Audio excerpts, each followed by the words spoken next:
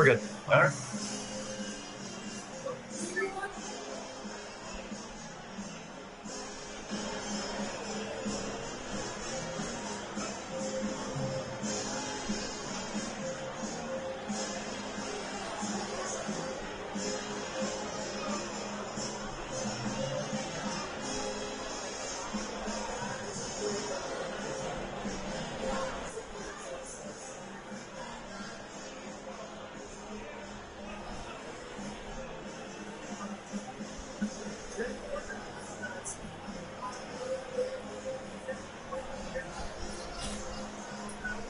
I was a little worried about how today would go.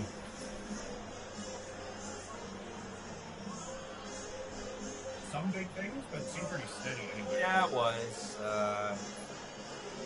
There was not much that happened right at the buzzer because teams were worried about being accused of tampering. Yeah.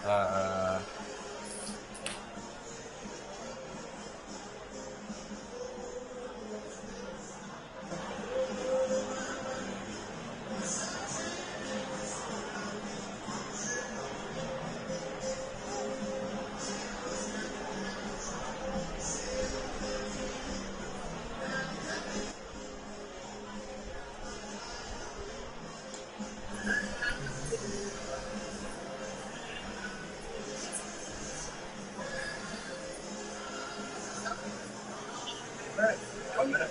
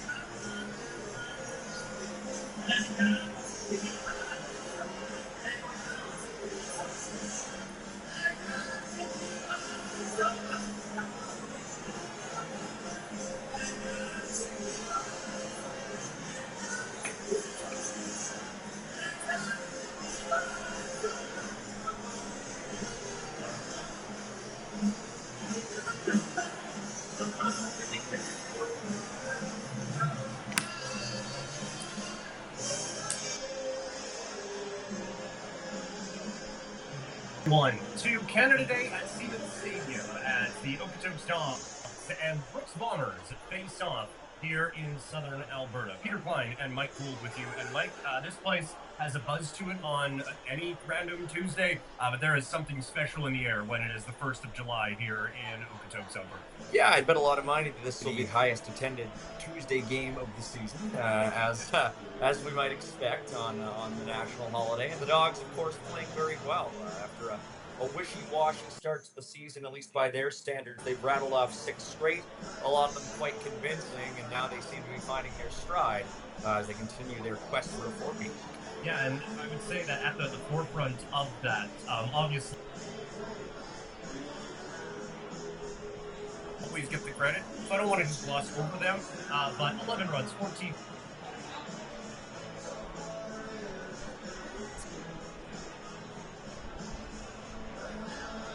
Full one.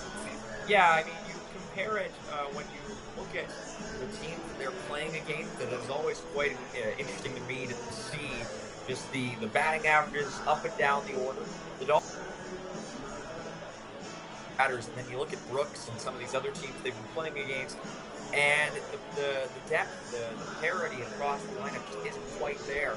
And it's really what sets them apart the last 3 seasons, and it's really what sets them apart to this day. Going into this one as well, like I said, I don't want to just gloss over what the pitchers have done, so I do want to give them some love as well, as that is always something that can be a little bit on the shaky side sometimes, in that as everyone is figuring out what their role is, how they fit, it's a new catcher you're throwing to, all of those sorts of things. But again, whatever groove they needed to find from a pitching standpoint has been found in the back part of June now into July. I don't think there's any question about it. It's just there seems to be a different level at play here. The Dawgs have a knack for finding that level, and they often find it later in the summer at the most opportune times. But they often find it in a lot of spurts through the year, and right now they're at the peak one of those spurts where everything feels like it's going to go right, and they'll just ride that wave as long as they can. On the opposite side of this, the Brooks Bombers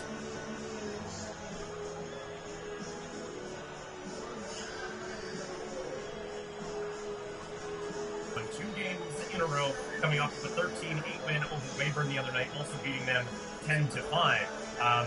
We have seen things take drastic turns at times at this level in a number of different sports.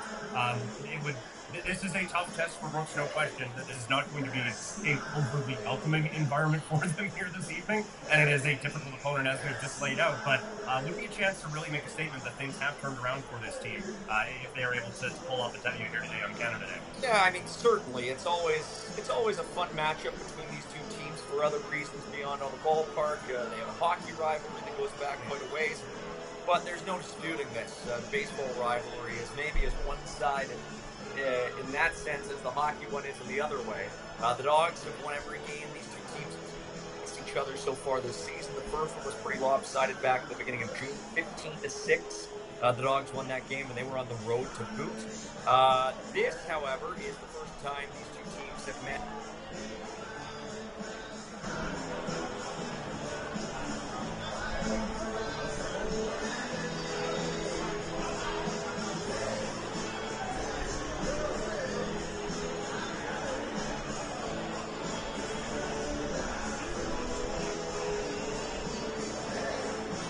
Where they would certainly like to stay, and certainly where they do. They have won 6 games in a row to extend a lead of 2.5 games. A tough spot in the division with Lethbridge right there, and Sylvan Lake knocking on the door 3 games back as well with equaling the mark of 6-3. There is just no pulling away at the top of this West Division. And I mean, for the other teams, like Sylvan Lake, like I just said, they won 6 games in a row and have gained exactly 0 games. So that has to be frustrating. It's just there's no comfortable summer when it comes to the West Division in this league. No, certainly not, especially when you consider that Saskatoon is 6.5 games up on second over on the other side of things. The Dawgs, granted, they don't have as good a record. They've lost 8 games. Saskatoon's lost just 3, but when there is so much talent concentrated on this side of things, it's really tough. You got to be, but it also pushes you to always be your best. And right now for the Dawgs, they are being pushed in all those ways. Sylvan Lake and them, they have the exact same winning streak going on right now. In fact, something I find interesting is that of the 6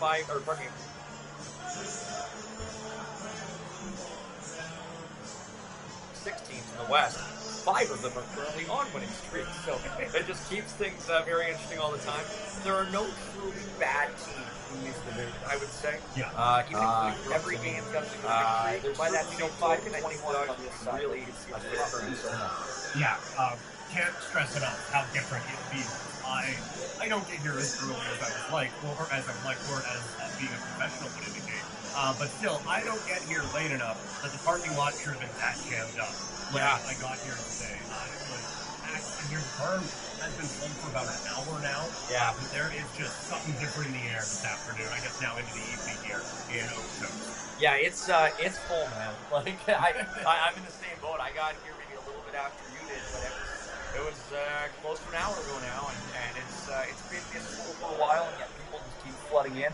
The lines of concessions were pretty long. We're lucky we've got some drinks stored away in here because I think it'd be a pretty long wait outside. And everybody just packed in here because it's a beautiful night.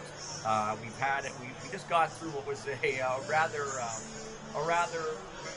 volatile June, I would say, in terms of the weather conditions across the southern half of this province. And the hope is that we don't see too many delays. 4 Brooks games. Look at their schedule. We have 4 Brooks games postponed in June. We'll see if that continues because the way that the weather is tonight, the Dawgs would love to have this all season long. Yes, no, if you could paint a perfect night for baseball, it would be this one. It is absolutely stunning here.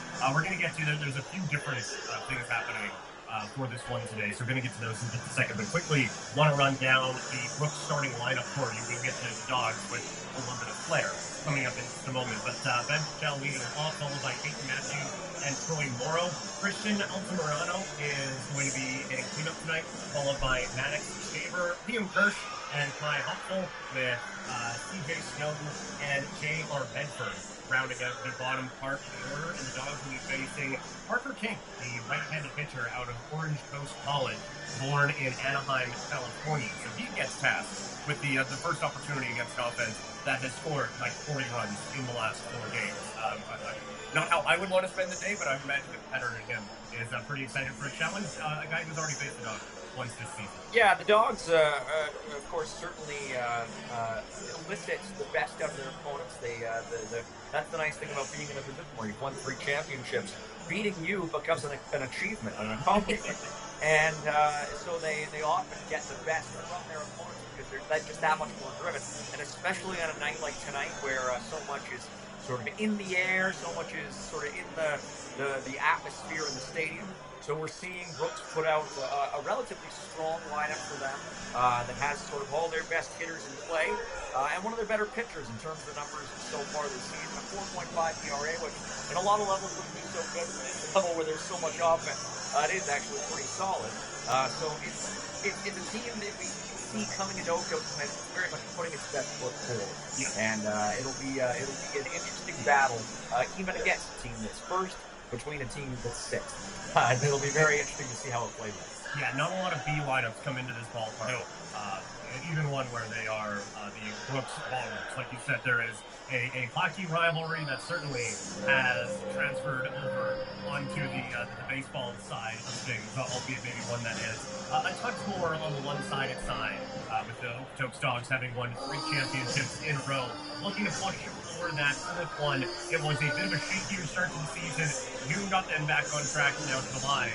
The Dawgs are hoping that it reestablishes that championship pedigree that we are seeing about on the video over right now with the second video that admittedly your play-by-play guy forgot about when he was seeing this game. A couple of those left for you today, but very interested in the lineup the Dawgs are putting out there. We'll talk about it in just a second, but there's no way I'm talking over Logan on Canada Day. So let's set it down now to field level as we get you started with all the festivities here on Canada Day at Stadium in Okotoks.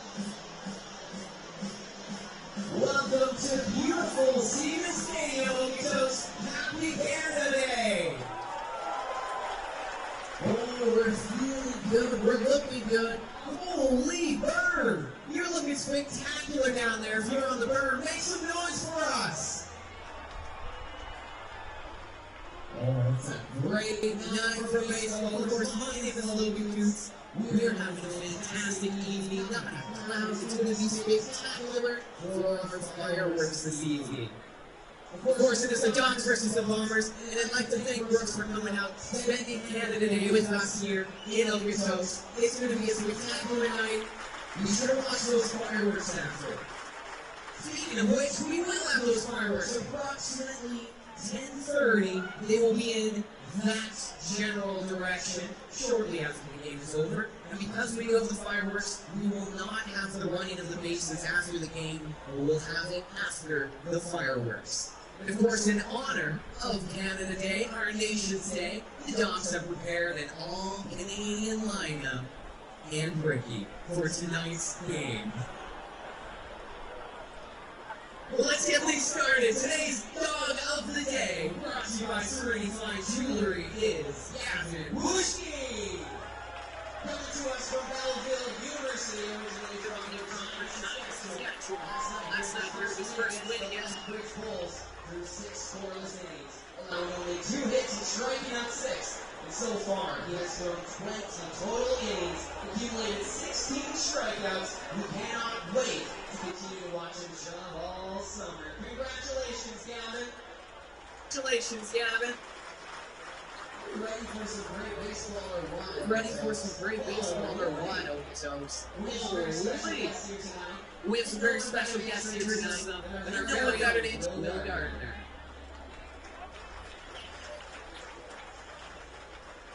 Hey, good evening, everyone, and happy Canada Day!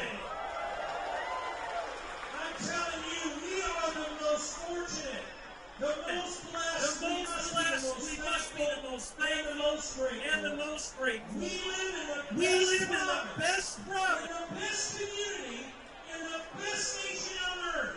And we're celebrating it today as proud to each of you. Happy Canada Day. And our thanks to each of you to celebrate here with us. Happy Canada Day. And our thanks for choosing her. We had folks showing up at 4 p.m. to get their spot on the burn. Ladies and gentlemen, that's commitment. That's a fan base. Let's thank the fans on the burn tonight. As Logan mentioned, a fireworks extravaganza. We think it's going to be the best we've ever done.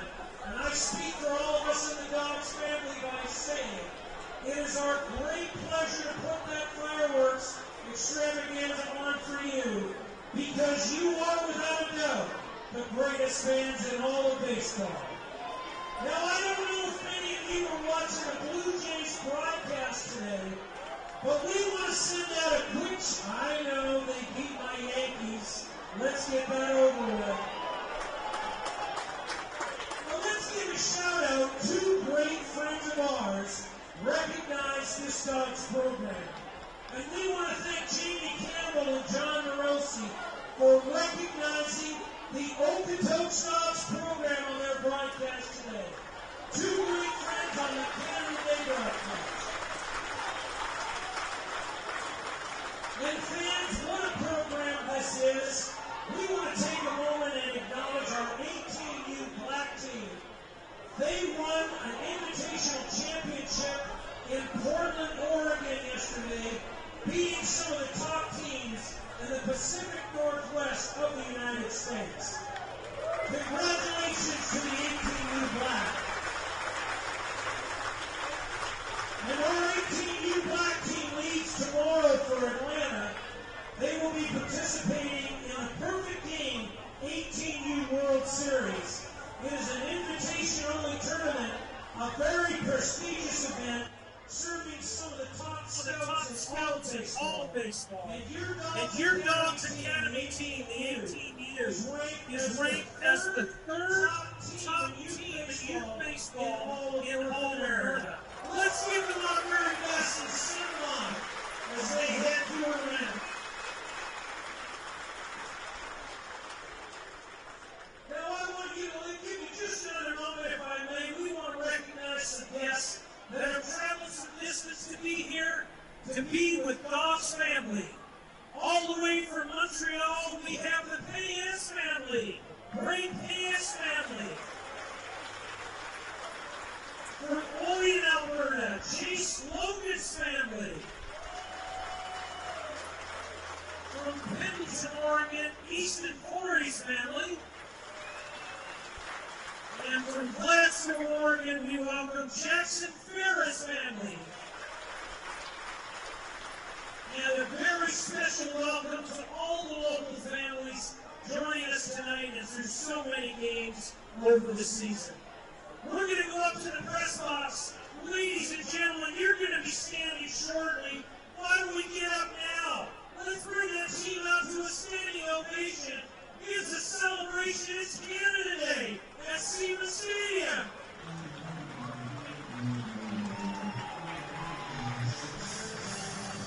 Dawgs fans, here's tonight's starting live and batting order for your Okotoks Dawgs. Leading out of Pittsburgh State University, the shortstop, number 8, Ricky Sanchez.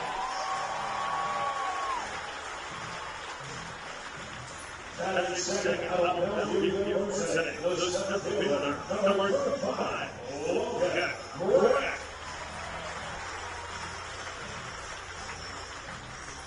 Batting third out of Illinois State University, the second baseman, number 38, Eric Magic.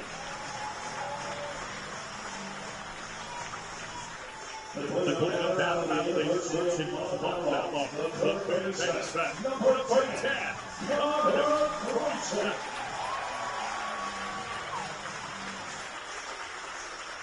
Batting fifth out of Okotoks University, the first baseman, number 44, Nash Cole.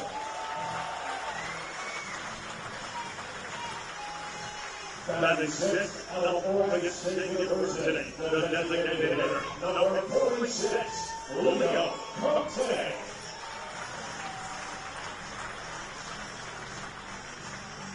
Hitting seventh out of Missouri State University, the right fielder, number 45, Benito Correa.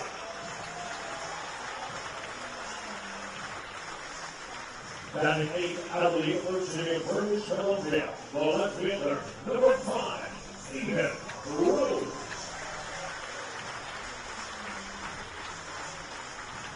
Batting ninth out of Lincoln Community College, the catcher, number 16, Chase Logan.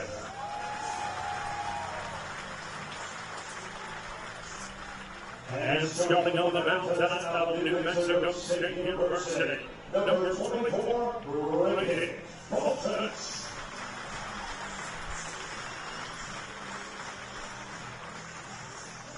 Fans, I hope you know how fortunate you are that this young lady graces us with her beautiful voice day after day here at Siemens Stadium. The only thing more beautiful in her is how she sings, but she wants you to sing along loud and proud tonight. Let's all join right as we honor our nation and sing our national anthem. Oh, Canada, our home and native land, through patriot in all of us now, with glowing hearts we see thee rise, the true North strong and free, from far and wide, oh Canada, we stand on guard for thee. Lord, keep our land glorious and free. Oh, Canada, we stand on guard for thee. Oh, Canada, we stand on guard for thee.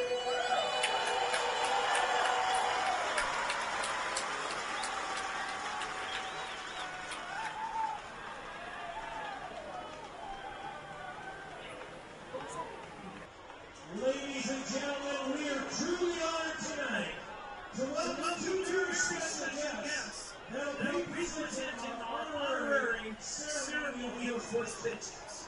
Of all places they can be on Canada Day, they've chosen to be here with us, and we're delighted to welcome Mr. John Barlow, who is a member of Parliament for the Fort Hills area. He is serving as the Shadow Minister for Agriculture, Agri-Food, and Food Safety. Please welcome RMP, John Barlow. And the MLA for Highwood, the Minister of Agriculture and Irrigation. Please welcome, we're honored to welcome, our MLA, R.J. Sigurdson.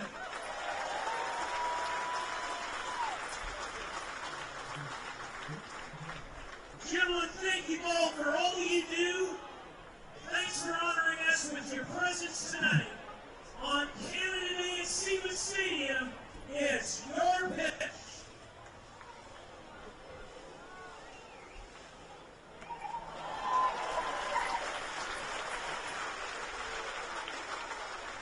Thank you so much, everybody. Have a great time joining me. Canada Day at Siemens Stadium and a beautiful night for baseball. All right. You know that crowd as both of those bitches. It honestly looked the exact same. It looked like one of those video games where everyone had the same animation, both catchers, with the one.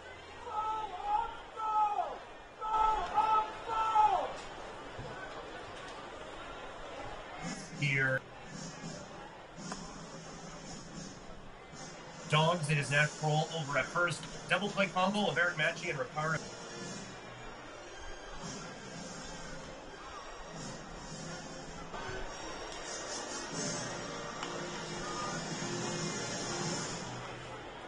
Your umpire for tonight's contest at home plate, Brent Johnson. First base, Matt Payne. And third base, Jamie Cheeson.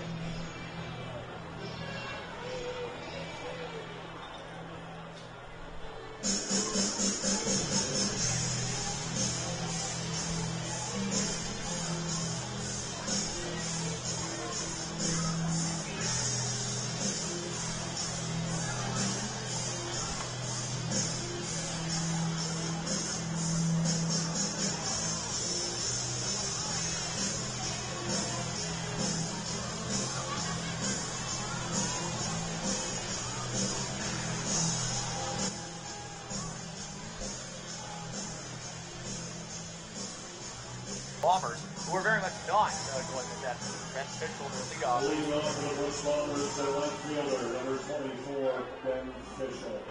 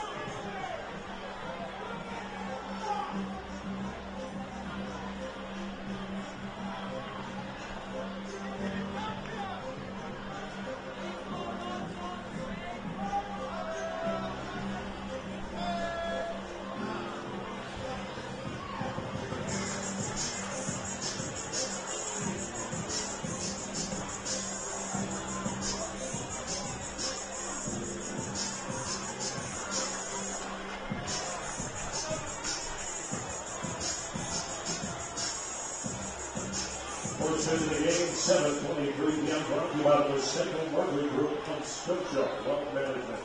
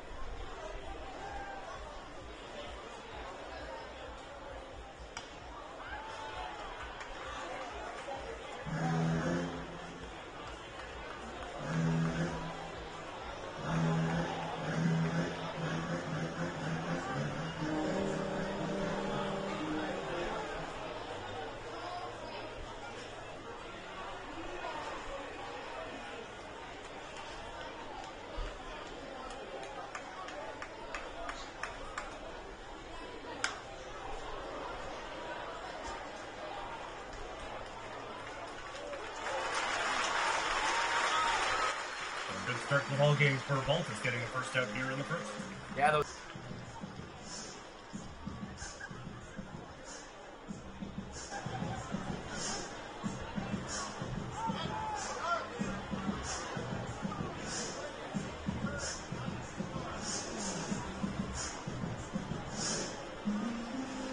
Center fielder number 2, Peyton Matthews.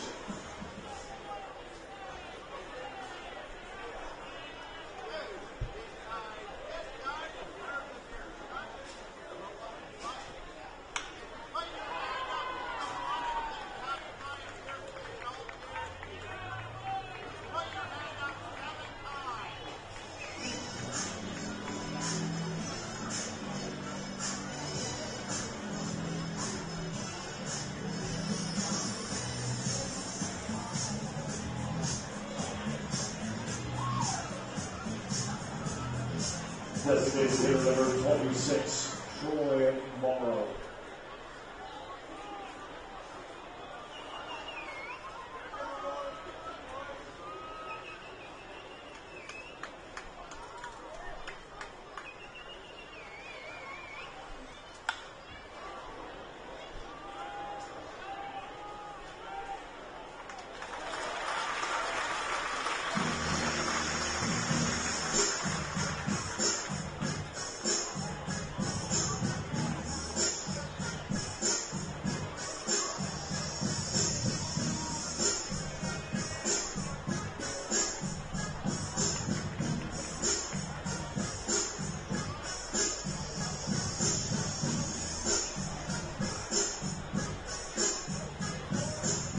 First baseman number 3, Christian Altamirano.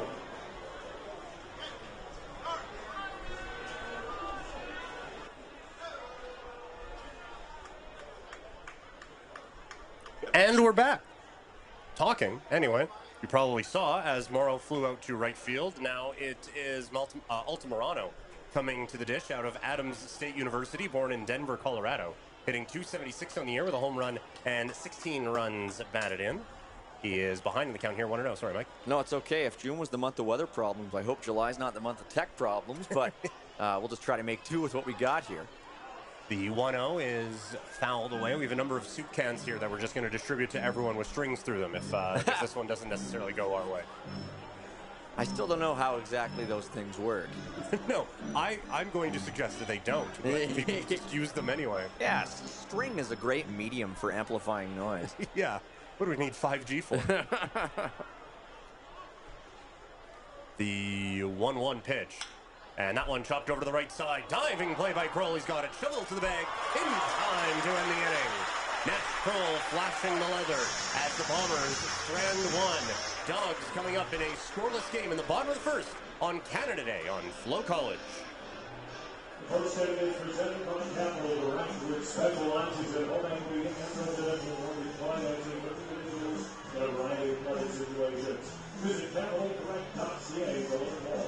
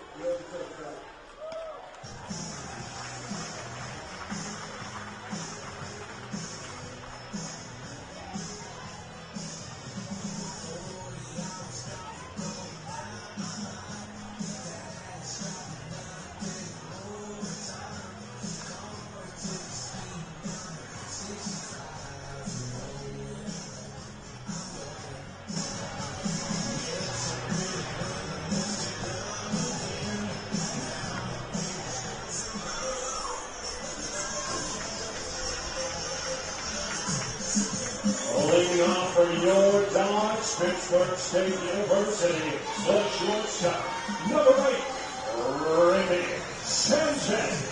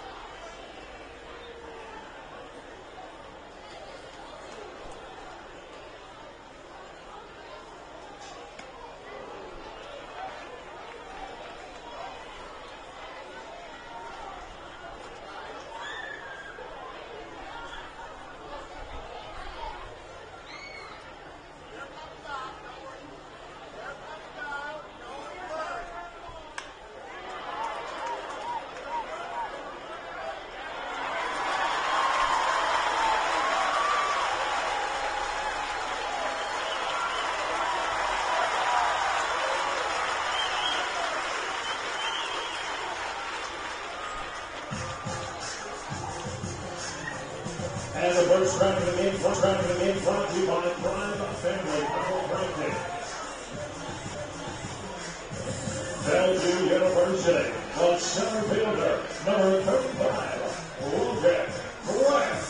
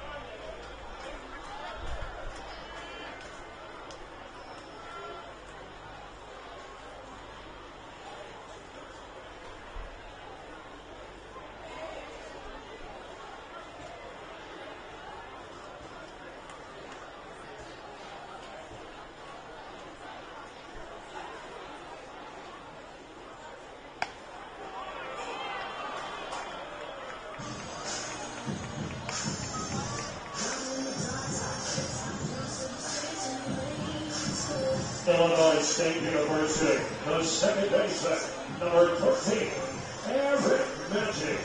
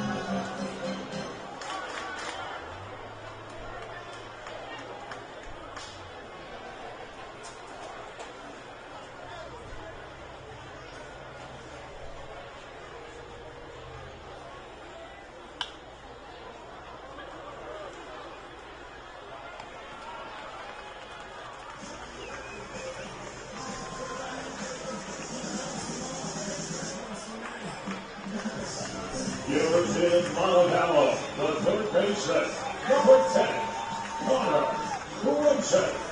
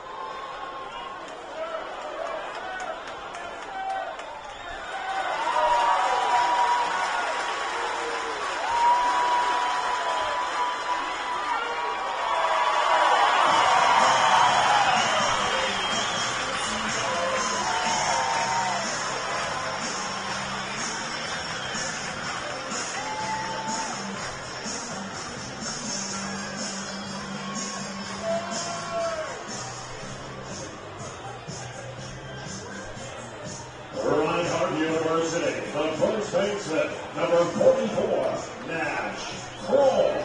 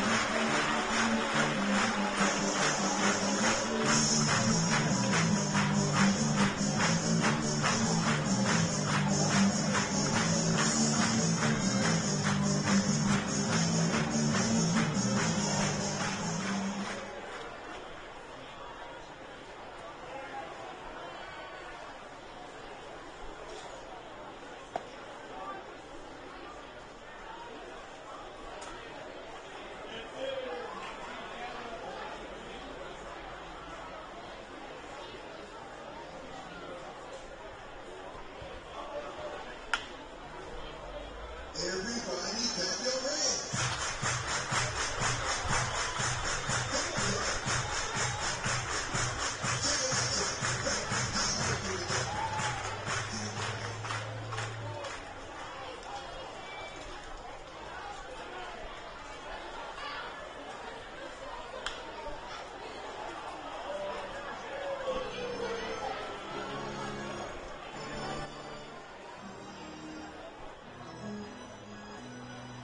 All right, hopefully you can hear us now. It is 2-0 for the Dawgs on what was a pass ball that allowed Connor Croson to come in. Nash Kroll swings and misses to end the inning. So hopefully our audio issues are resolved, but no problem with the power for the Dawgs as they take a 2-0 lead into the second here on FloCollege. Dawgs fans, skip the lines at today's games by utilizing our concession mobile ordering option. Simply scan the QR code on the back of the sheet in front of you for any of the cash stickers located around the stadium.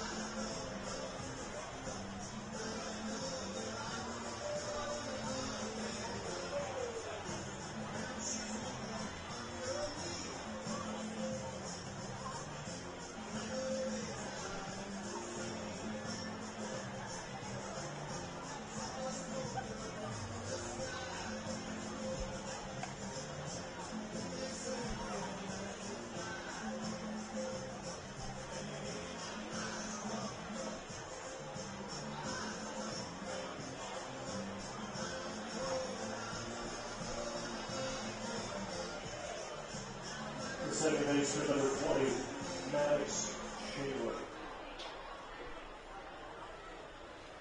Maddox Shaver leading things off for the Bombers in the top half of the second inning.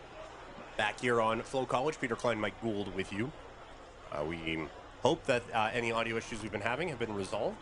Pitch misses low and in, 1-0. The good news is all that material used in the first inning, we can keep it and just recycle it. That's right. You know how when you look at a mirror and it breaks? I think that's sort of been what's happening. The mics just haven't liked my voice. they've just stopped working. Yeah, it's been a tough one. But hey, the Dawgs can't complain about how things have been going for them. Up 2-0 after the first, and their pitcher's back at it against the middle of the order for Brooks. as Shaver is up here hitting .315 out of McCook Community College. Pulls this one to third. Nice play on a hop by Croson. Throw across the diamond is in time. One away. As routine gets. The toughest part of that was a nice scoop by Sanchez on the throw across the diamond from Nash for out number one. So it sounds like we sound like things are good. So hopefully that will continue now with Liam Kirsch coming to the plate out of Indiana State University, born in Toronto. .250 batting average with a home run and 4 runs batted in. I didn't know they had baseball in Toronto. A lot of people in the States don't actually know that either. No, they don't. They don't even know what Toronto is. No, today. The Blue Jays grand slam from George Springer helping him out as that one's fouled back 0-1. Dawgs could use a grand slam. I wouldn't mind. I don't think I've ever seen a grand slam here before.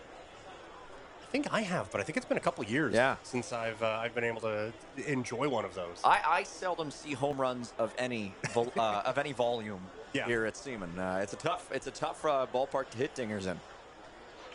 The exact opposite is true on the Brooks side of things. The 0-1, that one misses outside, 1-1. That can be a homer-friendly park at times.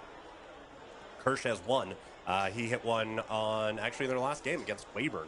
He went 2 for 5 with a home run and a couple runs batted in that game. I hear the easiest park to hit home runs in is Energy City. Their ballpark doesn't even have walls yet. I mean, that would certainly, for someone who runs like me, that would make things more difficult. but for some, that is good.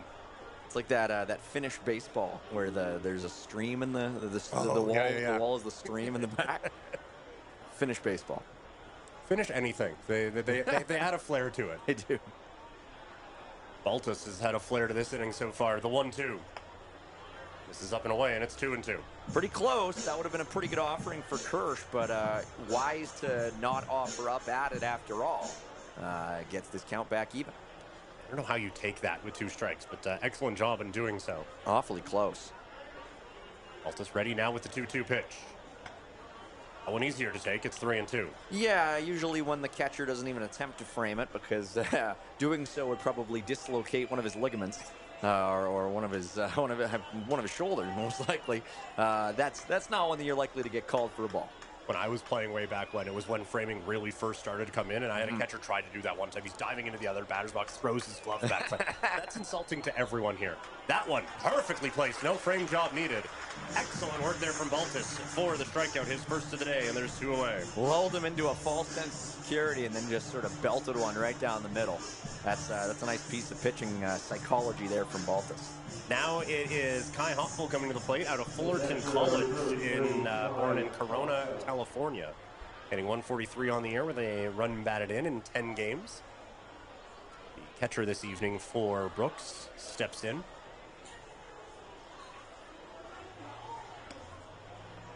That one just missed. It's 1-0. Yeah, it seems one of the toughest things to find in this league is a catcher who can really hit.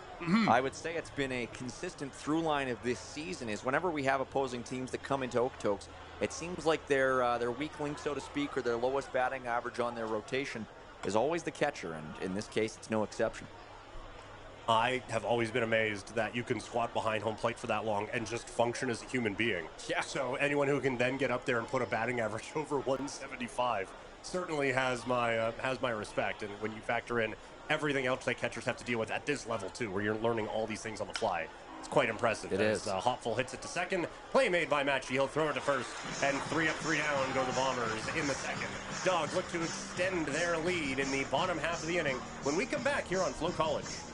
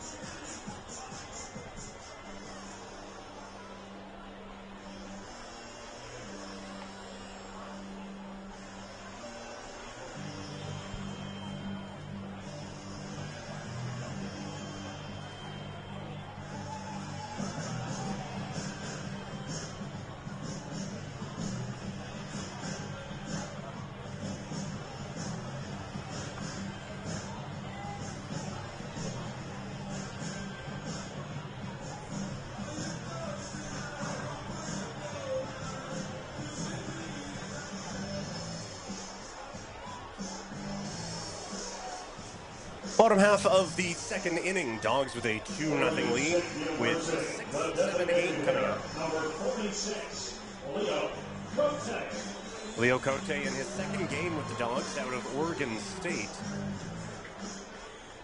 Born in Quebec. 1 for 5 in his young season. Drills this ball out to right field. Fischel going back in front of the track. He will make the play. 1 pitch, 1 out here in the second. Well, can hardly fault a young hitter for being aggressive in his first plate appearance on Canada Day with the Okotoks Dogs.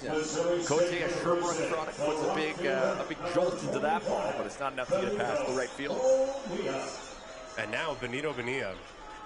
We talked before with Matchy about watching players develop. It has been a treat watching this kid develop into a true blue power hitter. Not the best example of that there as he grounds out to first. So 2 pitches, 2 outs now here in inning number 2. Yeah, it's been difficult to talk about all these players in the past tense so far in this inning. They're no longer on the plate. But yes, definitely a luxury having Bonilla in as your 7 hitter, and even more so having a guy like Aiden Rose in as your 8. Hitting .283 on the season out of UBC. 3 doubles, 3 runs batted in. And that pitch could have been lobbed in like a slow pitch, and he was going to take that to make sure it wasn't a 3-pitch inning. 0-1. Yeah, you don't see too many of those, do you? No. No, it's a good way to battle back from what was a bit of a lengthier inning in the last one. Ooh. The 0-1 popped up. Dropped down sidearm for that one with a breaking ball that gets fouled away and ends up as a souvenir, 0-2. Yeah, I was a little concerned as that ball was coming out of the hand that it was gonna smack Rose right in the side, and it just broke at the last moment and ended up being a more palatable one for him to hit, but it ends up not being put in play. Got hits in back-to-back games after a 1-for-3 day against Weyburn. Behind here 0-2, and that pitch skips in. It's 1-2. Yeah, another one that it looks like he was definitely thinking about, but again, breaks late and ends up that one being totally out of his zone. Klein, you weren't here for that game that the Dogs played against Weyburn. I forget exactly when. The number of pitches, go ahead. As Rose hits this ball down the left field line for a base hit into the corner. Snowden digs it out of there, but it is a stand-up double for Aiden Rose. Very rudely interrupted Mike Gould there. It is absolutely all right. A player like Aiden Rose, having, like I said, having him as your number 8 man, so valuable. Sets the stage for when it turns over back to the top of the rotation. And that's just a beautiful piece of hitting for a guy who had battled in the count there. As I was going to say, you know, there was a game against Weyburn a few days ago. I could not believe the number of pitches in the dirt by the starting pitcher for Weyburn in that game. I was counting, I think, 20 of his first 50. Oh, wow. And we have not seen nearly that many here today. It's made for much higher quality baseball. That one finds the strike zone, so feet away from the dirt as it makes its way in 0-1. It was startling. Like Conrad and I were on the mic for that game. That one that Rose saw there were 24 more of them in the first 2 innings. It was unbelievable. Good workout for the catcher. No kidding. We were feeling so bad for him. The 0-1, the Dogs catcher, Chase Logan, swings and misses that one 0-2. Logan out of Oyen. They said before the game his family in town visiting for what is extended long weekend here on Canada Day, or for our neighbors in states. Tuesday. They'll have their own day not too far from now. Yeah. Very calm about it, though. The 0-2 swinging into strike 3. That high heat gets Logan swinging, and the inning is over. So the Dogs threaten, but they do not score. We go to the third here at Siemens Stadium. 2-0 Dogs lead on FloCollege.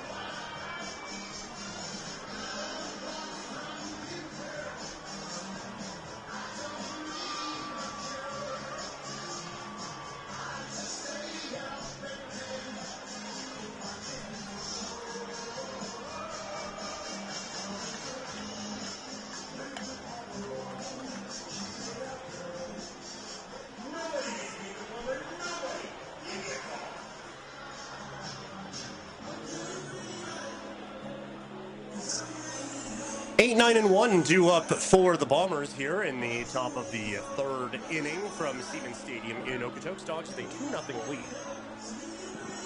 Yeah, the Dawgs have acquitted themselves relatively well in the early stages here. They're probably unlucky or fortunate not to be up by a little bit more, but of course you can never get ahead of yourselves in a game like this where emotions run high on a big day. CJ Snowden up at the plate. First pitch hits the outside corner. It is 0-1. CJ Snowden out of the University of Arkansas, Fort Smith, and born in Chandler, Arizona. Chandler's nice. There's a nice arena there, the Chandler Ice Den. Awful good ice den. An ice den, yeah, there's a couple ice dens down in there. That one missed 1-1. Snowden hitting .320 on the year with 3 runs batted in.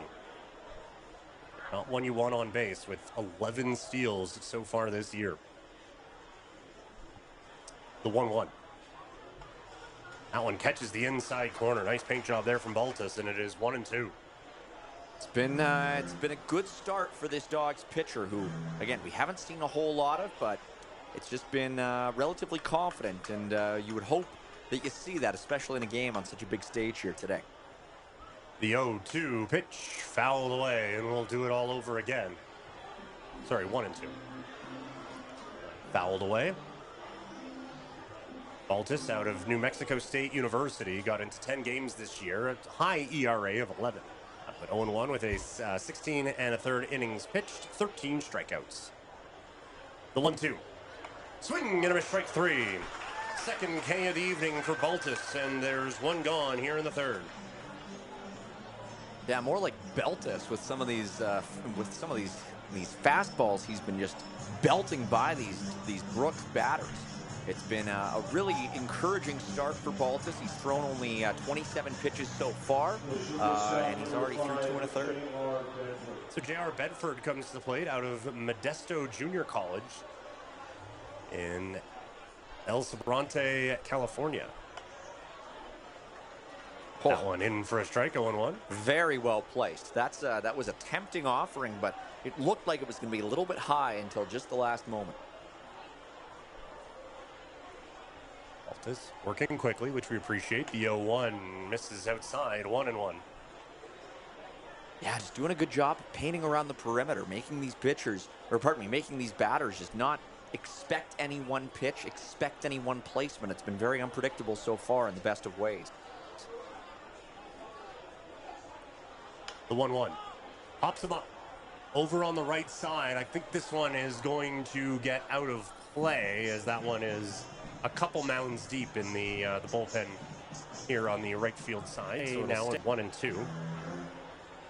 That was, it was close. It was closer than maybe I initially thought coming off the bat that it would be, but just a couple feet to the wayside. Otherwise, it might have been 2 outs here in the third. 248 average this year with 4 home runs for Bedford. So a bit of pump at the back part of the order here for Brooks. Baltus gets the sign he wants, now comes home. The 1-2. Missed outside. Good take. It's 2-2. That was so close. That's just again a really nice placement. You don't want it to be too tempting, but you want just to have them think about it. And when we're thinking about it up here, you can bet they're thinking about it down there. The 2-2. High fly ball right up the elevator shaft. That'll make its way over to third base. Croston is there, and we'll make the out for out number 2. That one was pretty much straight vertical. Lots of ball speed coming off the bat. but it went. If the outfield was up in the air, it would have been a home run. But unfortunately for the Bombers, it is not in that direction. Yeah, we're gonna have fireworks that don't get that high tonight. That was way up there. As official now comes to the plate, 0-1 in the ball game with a fly out to center field to kick off the festivities here today.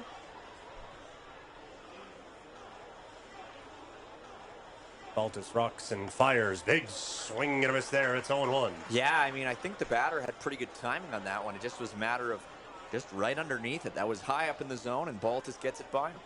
That was not a swing of, I'm the leadoff guy, let me just knock my way on and keep the line moving. That was, hey, can I give a souvenir to those people sitting out on the hill back there? Yeah. The 0-1. Squares to bunt. Pulls it back, and it is 1-1. Yeah, I'm a little keen there, is the way that I would say it. Not quite ready to follow through, however. Official thought he was hit by a pitch early in the at-bat in inning number 1. Conference of Elders decided that was not the case. The 1-1 misses low, and it's 2-1. Baltus has just had a very steady hand here. He doesn't seem to mind playing from behind in the zone because he knows that if he just revisits those areas in his sequence, he'll get him to bite next time. Now the 2-1 pitch. On the inside part of the plate, it's 2-2. Completely frozen. That was a perfect spot. Official has been on fire lately with 5 hits in his last 3 games, but Baltus is well ahead now. 2-2. I guess not ahead, but convincingly in the account anyway, 2-2.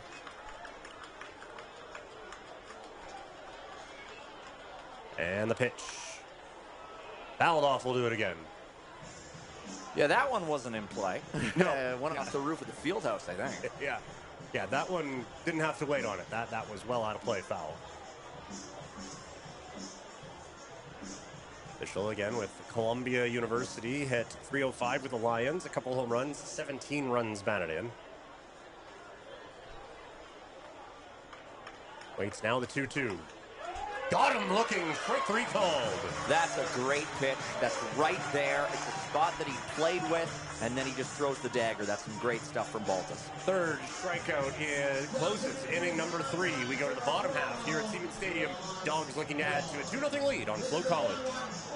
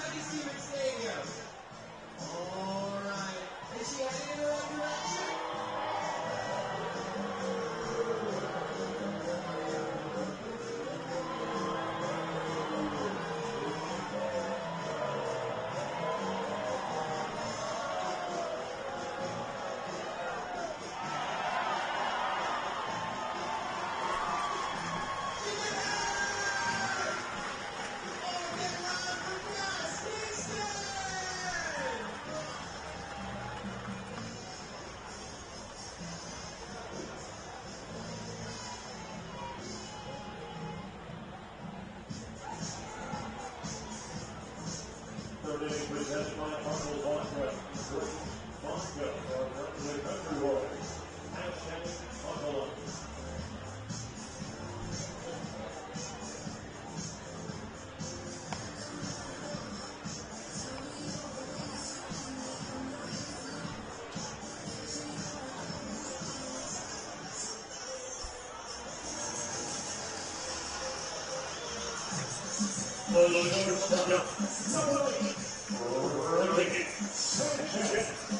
So here we go. Sanchez leading another inning off. The bottom of the 3rd inning for Sanchez. When he let things off in the 1st inning, it went well with the double and a run scored. I have a feeling this won't be the last time tonight either. I just have a sneaking feeling. We'll see. Well, that's absolutely a new pitcher in the ballgame, as that one is in for a strike 0-1. At least I'm pretty sure that's a new pitcher. We'll have to check for the number. I didn't see anything too offensive from the last one. Didn't throw many pitches. No. Just looked like a bit of a different delivery. Maybe I haven't been paying as close attention as that one's fouled off. And it's 0-2. No, it still looked, I think that's binoculars right here. Yeah, check it out. Is it number 32 still? Oh, yeah, it is. All right. Yep. Well, shows what I know is that one's fouled away 0-2. Klein is deteriorating before our eyes. Yeah, it's very tough to watch, I'm sure, for everyone else. And that one misses outside 1-2. Ooh, a less disciplined batter would have swung at that one and probably popped out to short. Ricky knows what he's doing, though. He's been here a couple of times before.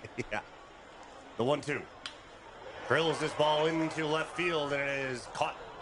C.J. Snowden is there, and there is now 1 away. Yeah, unfortunately, Sanchez put that one right at Snowden and left. It was pretty good contact, came off the bat with decent speed. Not too hard, not too soft, but just ends up being Snowden was basically right in its path. And there's one away here where there could have been extra bases. So now it'll be Grant who struck out in his first plate appearance. Drops that one foul, 0-1. Grant coming into this one. This is third game of the year, hitting .375. Hit .306 with the Dawgs a season ago. 5 home runs, 32 runs batted in.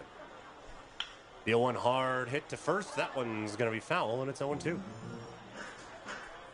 Yeah, it was an interesting snag there by Altamirano, but I think it did touch the ground coming off the bat. I think it was a pretty hard bouncer. So 2 strikes for Grant.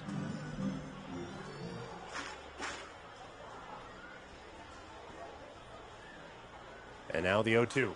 Whoa. That one sails on. It's 1-2.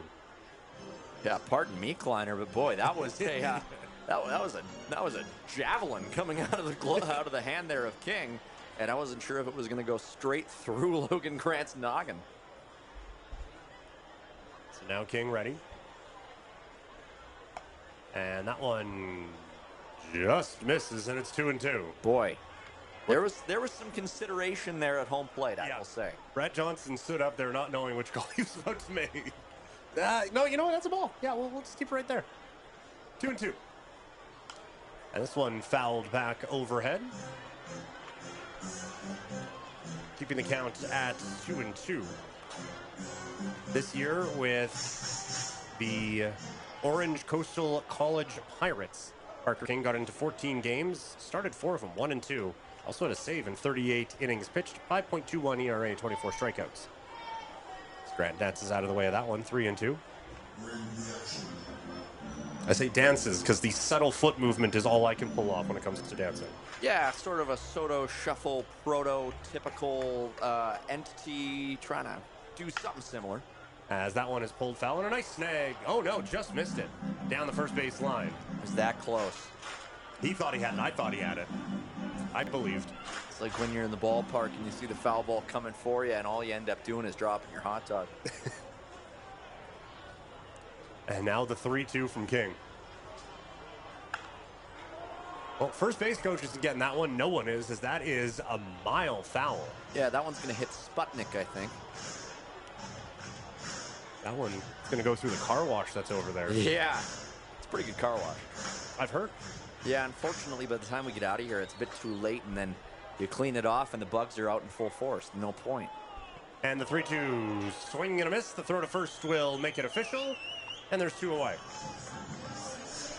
Yeah, Logan Grant was just completely taken aback by that swing or by that breaking ball, just way out ahead of it, and had no real chance, save for the potential to drop third strike, which we actually did see the Dawgs capitalize on in that game against Weyburn last week.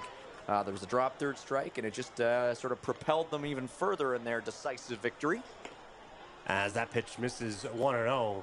Yeah, I saw one a couple weeks ago happened against the Dawgs here, which is not something we say often with the catchers that the Dawgs have, but they were able to get their way out of that situation. The 1-0. Big swing and a miss from Matchy, and it's 1-1. Good zip on that one from Parker, sorry. Yeah, and Matchy's trying to turn into Mashy with a swing like that. Really doing his best Big Bash Nash impression, but not quite making contact. The 1-1. That one skips in. Nice job short hopping that by Hopeful, and there's 2-1 count.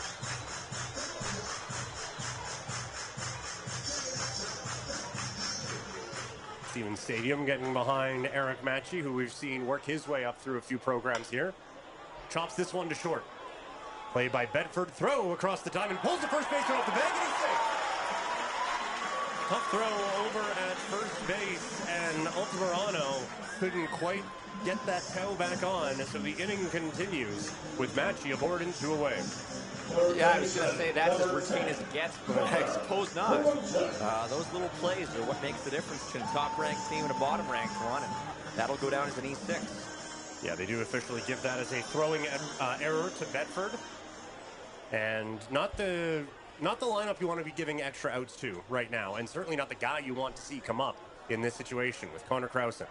First pitch takes the breaking ball in for a strike. It's 0-1. Yeah, that last hit by Connor Crowson put his average on the year up to 405. That's not an area code. That's a batting average. It's always nice when you can hit like twice your weight sometimes. I think we might be stretching it a little bit with that, but still. The 0-1, that one misses outside, 1-1. Either way, batting average in the 400 for Crowson. Just absurd, but it is kind of what he does. It is. Yeah, he's definitely a volume hitter. You can say that for sure. He walks, he strikes out a little bit, sure, but boy, the returns are quite bountiful. He fouls that one away. He is one where you see the strikeout numbers pile up. He is very comfortable with hitting with 2 strikes, and so he is not one who is afraid of falling behind. Also, I'd just like to say he's 210, so it's not like I was super off on that one. Yeah, Let's put that out there. Pretty close. That's what he's listed on the Dawgs site anyway, and they wouldn't lie to me. The 1-2. Nice breaking pitch, froze Crowson for the strikeout, and the inning is over. 5 Ks on the day for Parker King, and he freezes the Crow Show to end the 3rd. Mike Gould will steer you through the middle part of this game when we come back here on FloCollege.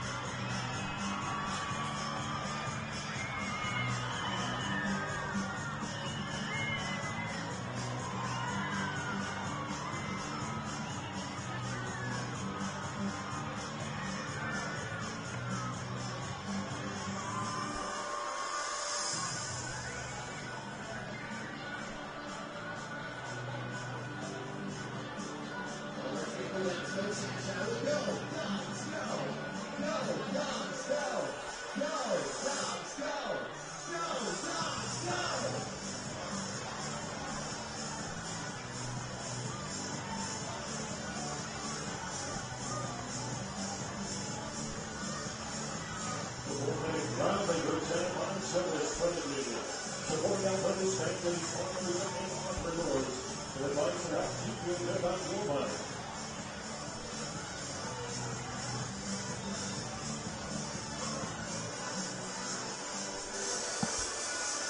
Back here for the top of inning number 4 at Siemens Stadium in Okotoks, where the Dawgs have a 2-0 lead over the Brooks Bombers. Mike Gould with Peter Klein on FloCollege. And Klein, I think we can safely say that while the Dawgs have been a little bit more authoritative than their opponents in this game, they might be hoping for something a little bit more than just a 2-run lead at this point. Yeah, they've certainly had a couple of opportunities to maybe extend this lead, but credit Brooks for being able to kind of battle through some tense situations. But you were certainly right. Dawgs were hoping for a couple more crooked numbers by now. Starting things off here with Peyton Matthews, who is 1 for 1 in this game. He singled back to center at the top of inning number 1. That is the only hit of this game for Brooks so far, as Baltus has faced just one over the maximum to this point. Pitch number 2 here from Baltus is swung on and missed, and all of a sudden he's head 0-2. Yeah, this is not an easy out at the plate. Matthews, you mentioned getting the hit there. He has now reached base safely in 7 games with 13 hits during that stretch. Baltus has been working pretty efficiently. Through 3 innings, he's thrown 40 pitches. Third one to Matthews there was on the precipice, but not quite. It's 1-2. Hoping to get him to chase with that high heat. A good take from Matthews, and that's what happens when you're locked in for 13 hits in 7 games. You're seeing that strike zone really clearly. And hey, there's maybe a 25% chance that ends up as a called strike at this point, as that one is just tapped back by Matthews. Cut a little bit of a reactive motion there from Baltus, maybe trying to field an infield tapper, but it ends up being foul. Yeah, Baltus and Logan are going to notice a bit of an emergency swing there from Matthews, and maybe see if they can play off of that a little bit ahead in the count now, 1-2.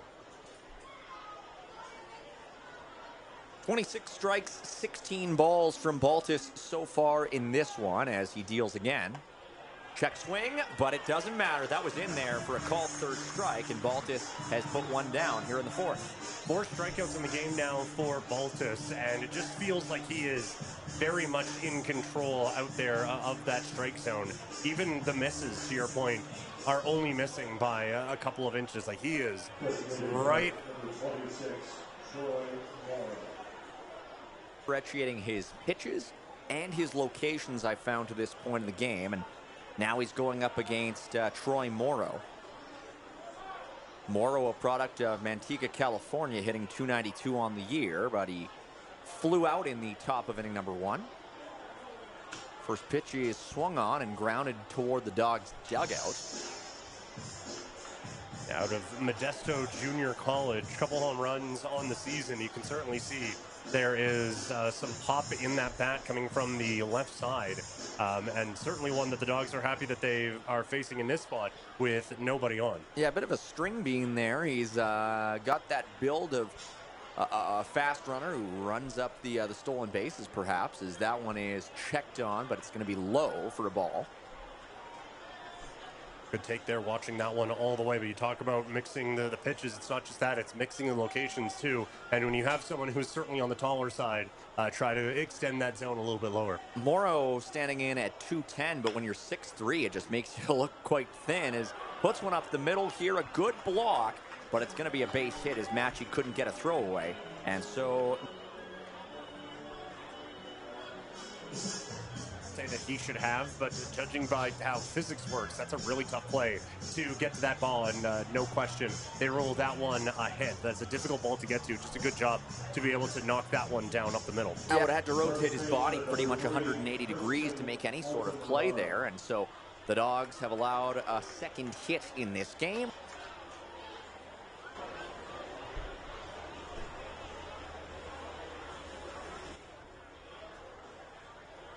Bit of a look there from Baltus over to his left.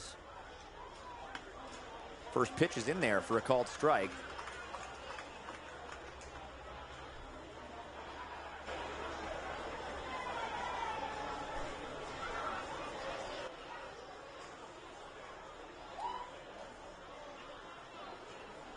Lead at first base either. Here comes the 0-1, and he squares up. Often you see a cleanup hitter square up to bunt, but the Dawgs had the same thought I had. If that one's able to stay fair, that is a tricky play, as Croson is well back at third base and is also not buying what Altamirano is selling on that, as he remains well back over at third base with 2 strikes. Yeah, it was well aimed. If it had been a little bit more over to the right, it would have been a tough play for number 10 over there at third, but as it stands, Baltus with the upper hand in the count once more. Here's the 0-2, swung on, lined, and caught, and sent over to first, not in time. Eric Matchy with some impressive agility there to get the first out, and almost gets 2, but Dash Kroll receives it just a half step late.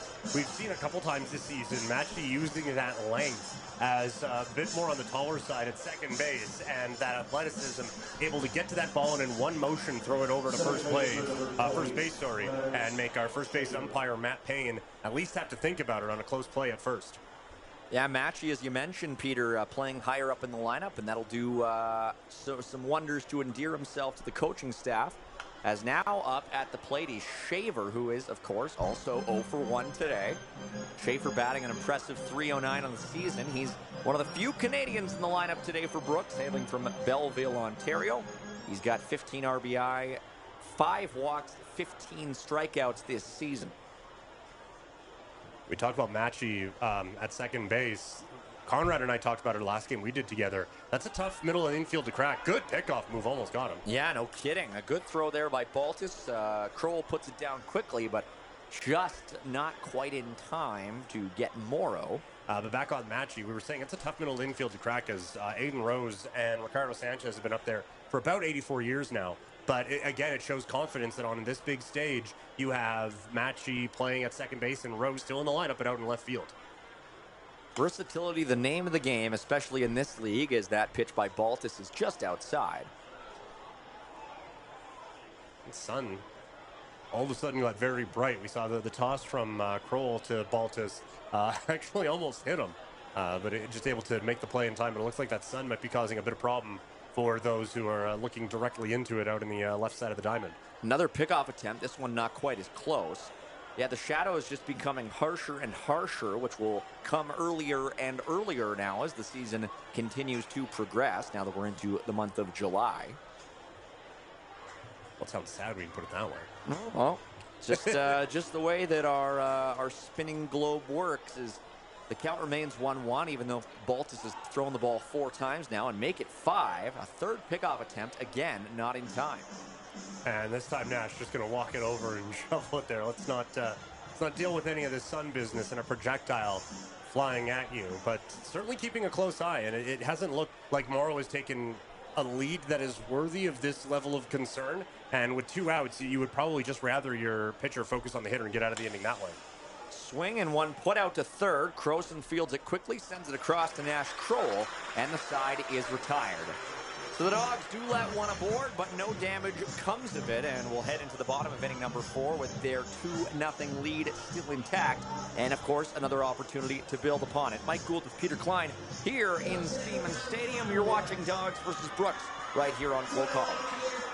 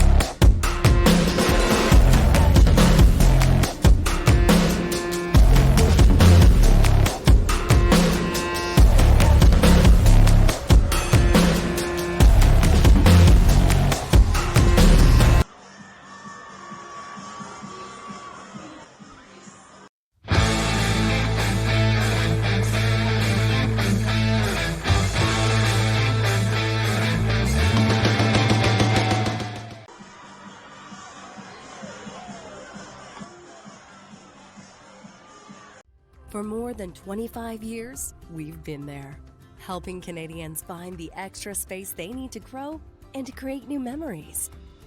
Access Storage. Buy Canadian, store Canadian.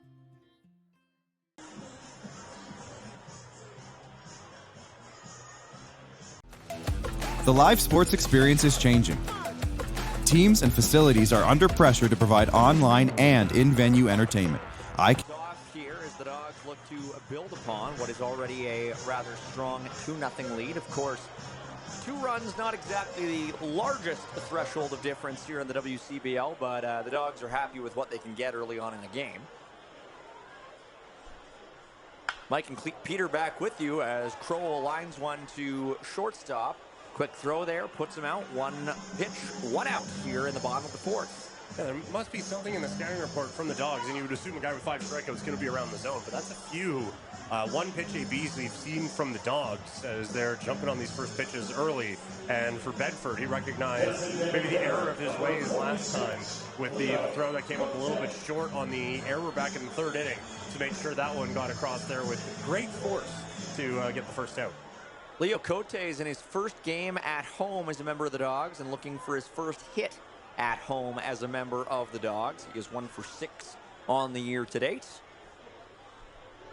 First pitch to Cote was out of the zone, and the second one is as well. In fact, that one bounced up to the plate. He's ahead 2-0. Bit of a face-off with the 2 ball boys, but they're able to come to a conclusion on that. But yeah, Cote out of Oregon State trying to find his footing here with the Dogs so far. The 2-0.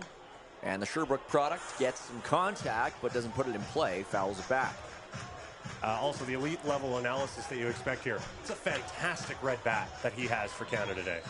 It all matches, doesn't it? It almost, like, it's obviously not. It looks aluminum. It does, doesn't it? That one is close, and they're going to say that was in there for another strike. Cote didn't look like he liked it. Brad Johnson has a better view than I, but that one maybe looked a bit a touch on the outside part, but now Cote's got to park that one and battle back here. The 2-2. Swung on and put toward the gap in right center. That one will be gone. Leo Cote with his first hit at home as a Dog puts it out of the park, and they've taken a 3-0 lead.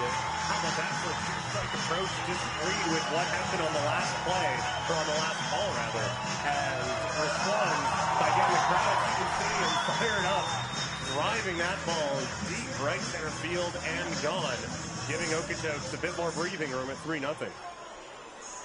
Talk about putting a hammer charge into a ball. Leo Cote, who not a lot of folks here in Okotoks know by name. Well, they know him now. What a way to ring in Canada Day at Siemens Stadium. Benito Bonilla now up at the plate. He's been known to put a jolt into a ball as well every now and then, but he watches that first pitch come across for a strike. Yeah, 5 home runs in 15 games. Bonilla grounds one out to third, and it gets right through him. Bonilla will just stride into first base on what I'm sure will be scored an E5. Yes, it's up on the board there as E5.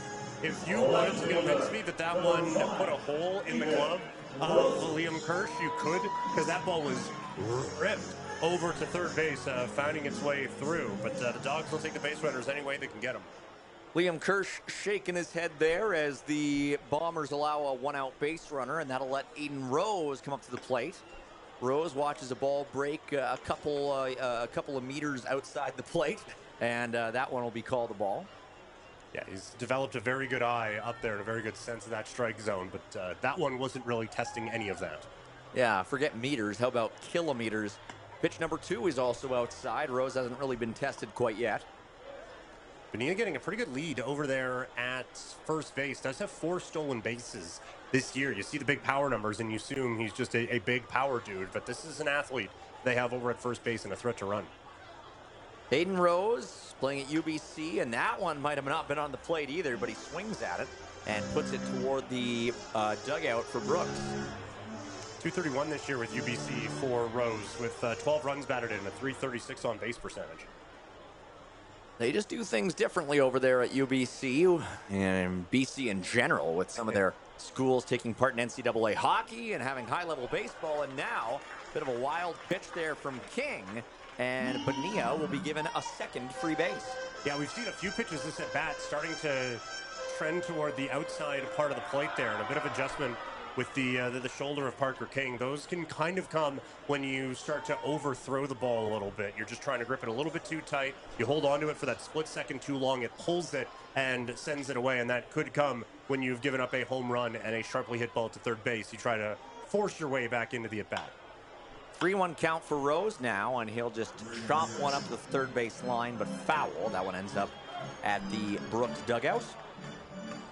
Rose has been here for a while, and to watch the progression where he's just able to pop in for a few games and now working his way up into being a hitter who last season in the playoffs, 5 games, hit .353, to not just become a good glove guy and a guy who can threaten if he gets on base, to now a legitimate weapon at the bottom part of the order. It's one of the fun things about being able to cover this as long as I have, to see the progression of these players.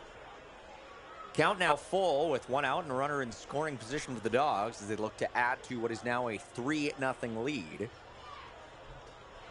Here's the pitch. High, and Rose will take the third free base granted to a Dawgs hitter this inning.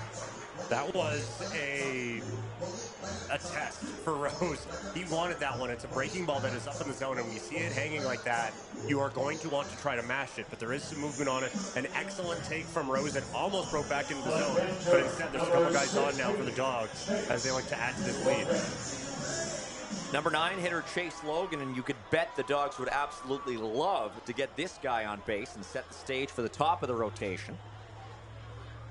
First pitch to Logan is belted foul toward the bullpen.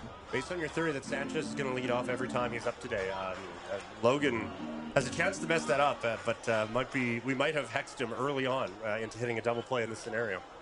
Well, you can bet the Dawgs certainly hope not, although, hey, Sanchez not leading off once doesn't preclude him from necessarily doing it again. Fair. And now a pickoff, and that one might have been in time. Yes, it was. So, Benito Bonilla, having been granted 2 free bases, ends up giving one right back. And the Dawgs have 2 away here. Yeah, that is one where he is trying to distract the pitcher, but you almost get kind of caught in doing that and venturing a little bit too far. You always want to stay close enough to the bag that you can dive back in. And Benia's a tall dude, but not that tall. Smart play from Bedford and a good read from King gets the out. So the Dawgs no longer have a runner in scoring position as Logan draws a ball there. 1-1 with now 2 away. Logan is 0 for 1. He struck out back in the second inning. That one ended the second inning. And this one might end inning number 4. We'll see. Logan just taps that one basically directly behind him, and now he's behind the count 1-2.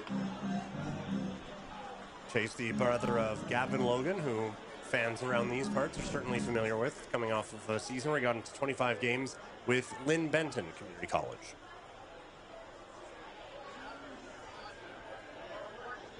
The 1-2 swung on and sort of feebly tapped to short. This one might be a tough play, though, and it gets by him. And now that'll get Rose to go over to third, and Logan's going to go to second. So a comedy of errors in the bottom of this fourth. They're putting the double animation up on the board. Not sure if I would characterize that as one of those, but the Dawgs have a good scoring position. Now with 2 away, the bottom of the board. Again, that is going to look like just an absolute laser beam into the gap for a double for Logan, but a tough one there from Bedford. You're expecting it to hop at some point. It doesn't. And then with all of the chaos and trying to cover for that one, heads-up base burning by Rose. He's going all the way, gets to third, and a real heads-up play by Logan. There was no one covering at second base. Yeah, they do end up crediting Logan with a single. I mean, it would have been a close play, even if the shortstop Bedford had picked it up. I don't know. I think that's an error myself, but nevertheless, that brings up Ricky Sanchez, who watches the first pitch coming way outside for a ball. Yeah, certainly not the guy you want to bring up with 2 runners on in scoring position. Ricky Sanchez, 7 runs batted in this season, drove in 50 with the Gorillas of Pitt State University this season. Sanchez opened up this game for the Dawgs with a leadoff double to right field. He eventually came around to score. Takes a pitch there for a called strike. Talk about that good sense of the strike zone. It's also, again, confidence to hit in any situation. So he is not going to expand the zone for anybody or anything. Sanchez, a product of Pittsburgh State University and what I believe is his 5th season with the Dawgs. That one is not close either, and it'll be 2-1. He's certainly developed a reputation of being a fan favorite around these parts. And remembering that his season lasted a little bit longer, so got a bit of an extra debut for him coming in this year and got quite the ovation. Sanchez particularly proficient at getting on base and doing things once he gets there, and a low called strike makes it a 2-2 count. To that point, a .486 on base percentage with Pitt State University. Just again, he I mean this in the most loving way possible, does not have the biggest strike zone to throw to, and has a very good sense of it as well. Yeah, I mean, you can just say it. He's short. That is what I was getting at, yep. 2-2. Swung on, and Sanchez stays alive here with 2 on and 2 away. Well, you can see the confidence there. He is following that pitch in the whole time, waiting on it. It's a good pitch from Parker King, but still being able to spoil that one is Ricky Sanchez, and just showing that high level of hitting IQ that he has. We aren't through 4 innings yet, and King has already thrown 76 pitches. This will be number 77. Here it comes. Sanchez swings, and that one was in on his hands. He puts it over onto the berm. Well, on that pitch count, that is with a few first pitch outs that we have seen in this ball game as well. So the ones that aren't, they tend to go for a while. This is another battle. We saw Grant have one about an inning ago. I believe his first at bat of the ball game was that way as well. So this is a Dawgs team that not many easy outs when you go up and down this lineup. Pitch number 7 of this plate appearance coming up next to Ricky Sanchez. Here it comes, swung on, and again put toward the berm, pretty much in the exact same spot. That's one that Sanchez is going to want to have back. It was a breaking ball that caught a little bit more of the plate than King was wanting. But because there's a bit of a less velocity on that breaking pitch, it just had Sanchez out in front of it. So the read was right that it was a breaking ball. He just didn't quite get the velocity down. King has thrown 78 pitches, 57 have been strikes, although a lot of that by virtue of the Dogs fouling them off. The 2-2. Low, Sanchez loops it towards straightaway center field. It's going back, and it is caught by Matthews close to the warning track, a play that looked maybe a little bit more difficult than it was. So the Dogs do plate another off of a solo shot by Leo Cote, but otherwise leave two stranded in scoring position. They're out hitting the Bombers by a factor of 3, 6-2 so far through 4, and we'll be back with you after this at the top of the 5. Mike and Klein with you here on FloCollege.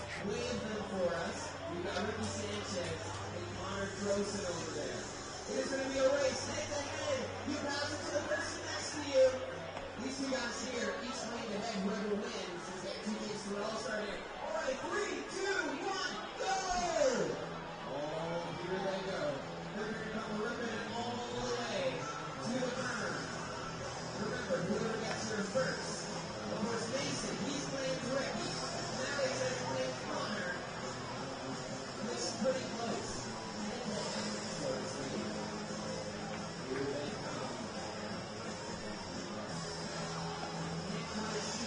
But I think Ricky is in the lead. It looks like Ricky is winning. Ricky! Oh, he's taking a mighty lead.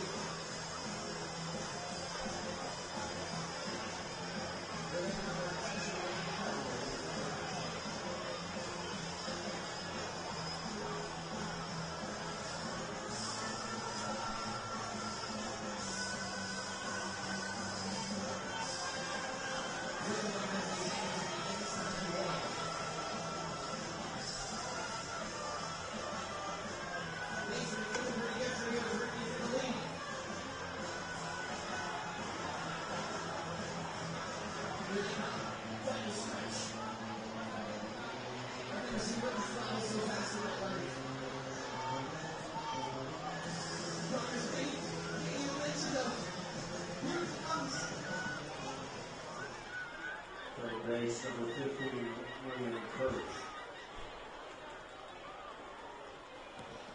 Back at it here for the top of inning number 5. The Dogs leading the Brooks Bombers by a 3-0 score. And back up at the mound is King, Parker King, or pardon me, sorry, check that. Baltus, Brady Baltus. Parker Yes. King's the pitcher for the other team, of course. Baltus continuing to work very efficiently here, but the first pitch to his opponent is a ball. Number 2 is also a ball. Baltus going up against, still let me just double check here. That is Kirsch. Liam Kirsch batting .245 on the year. Another Canadian, a Toronto product. Struck out back in the second inning and now well ahead in the account here. We've seen Baltus battle back in a few of these. That one is swung on like he wanted to put it onto North Railway Street, but it is missed entirely. 2-1. Looked like there was a little bit of movement on that one that just caught Kirsch a little bit off guard, but certainly was looking to drive a pitch, and that started out as a pitch to drive, but able to move just out of the path of that bat. Pitch number 4 is swung on and missed again, and we're back even. That time he did tap it off the end of his bat, put it right onto his ankle, but not in play. Yeah, he's going to walk a little bit of that off. He is, I would imagine, certainly a tougher human being than I, as most are. But I think there's a bit of a sell job happening, as inside it is ow, ow, ow, ow, ow, ow, ow, ow, ow, as that one stung right ankle on what are not the highest of shoes that he has out there. 2-2 coming up next from Baltus as he tries to keep the good times rolling. That one he swung on again and flown out towards the field house to our right. Getting a little bit too close to where I parked my car. We could keep those going the other direction. That would be much more appreciated. Toward my car. Yes, yeah. Yes. I'm glad we're on the same page. Excellent Thank you. idea. Yeah. 2-2. Baltus offers, and that one is grounded to third. Croson scoops it up, sent over to first, high, but Kroll reaches up, makes the catch and the play, one away. That is not nearly as easy as Croson made that look. Charging that ball, we have seen some hops can be a little bit tricky in this game. And for him to be able to snag that and make the throw across as casual can be in front of close to 5,000 people is quite the thing here from the Crow Show. So after a 5-3 putout, that will bring up Hopful for his second attempt. He's 0 for 1 here today. First pitch from Baltus is swung on and missed. That's the 4th straight strike thrown by the pitcher Baltus. I don't know if it is a change in approach, if it is a recognition that Baltus is all around the zone, or if it is just like a screw it, we're just going to go for it. But these are some mammoth swings from the Bombers to start this inning. Baltus has thrown fewer pitches than King has thrown strikes. And that one's another strike, swung on and fouled back, ahead 0-2 in the count. Yeah, it feels like we have seen a few more, well, what I would again lovingly describe as hacks up there from the Bombers, as they seem to be swinging from their heels a little bit more this inning. And maybe it's just, again, something I didn't pick up on earlier, or maybe a change, but it certainly feels like they're trying to change this one with one swing. That one's low. You're right, Klein. We've seen some hacks, but not some bombs. And that one was not in a position to be offered at with either. 1-2 now from Baltus. Dawgs have a decent-sized lead. Not quite a comfortable one yet, but we'll see what they can do here. The 1-2 is high, and this count will move even. I like that try there from Baltus. We just talked about how these guys are swinging for the fences. So why not try to take advantage of that aggression? Put a pitch up in the zone where it looks like you can drive it, but really you can't do a whole lot with it. But a nice take there from Hopful as well. 24 degrees and sunny here in Okotoks as that pitch comes in low, and Baltus may be sweating in the heat, but you can bet he's not sweating about even being behind in this count now, 3-2. He's done this a few times in this game. Still hasn't come back to bite him just yet. He's already struck out 4. And we'll gun for number 5 here. The 3-2.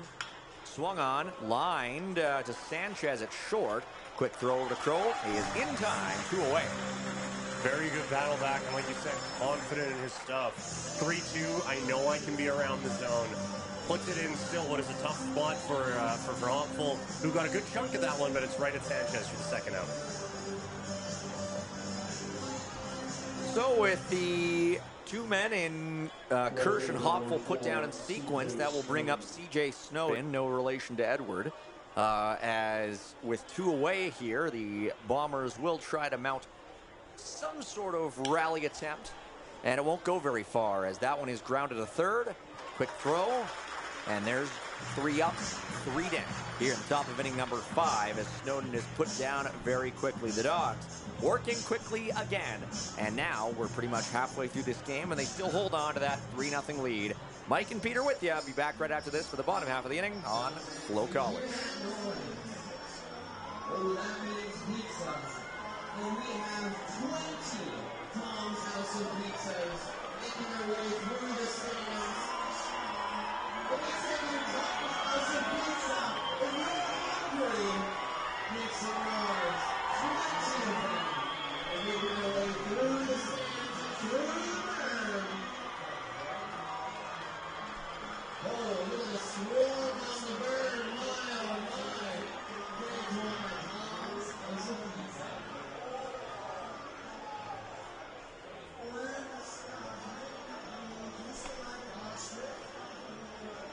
We'd like to give a big shout out to the Riz Martinez and French who are in the first base main patio. Nikki Stewart's birthday party on our central lawn care 4-4 main patio. The High Country group on our 4-4 Bell patio. And the Jordan, Sopco, and French group on our bonus third base patio.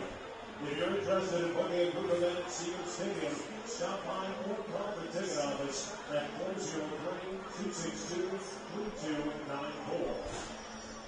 And the big inning brought to you by the Naughty Break, locally owned wine market in Old Town Okotoks. Naughty Break offers a great selection of delicious wine to each spirits and craft beers, walls, and people tasting wine for classes and occasions.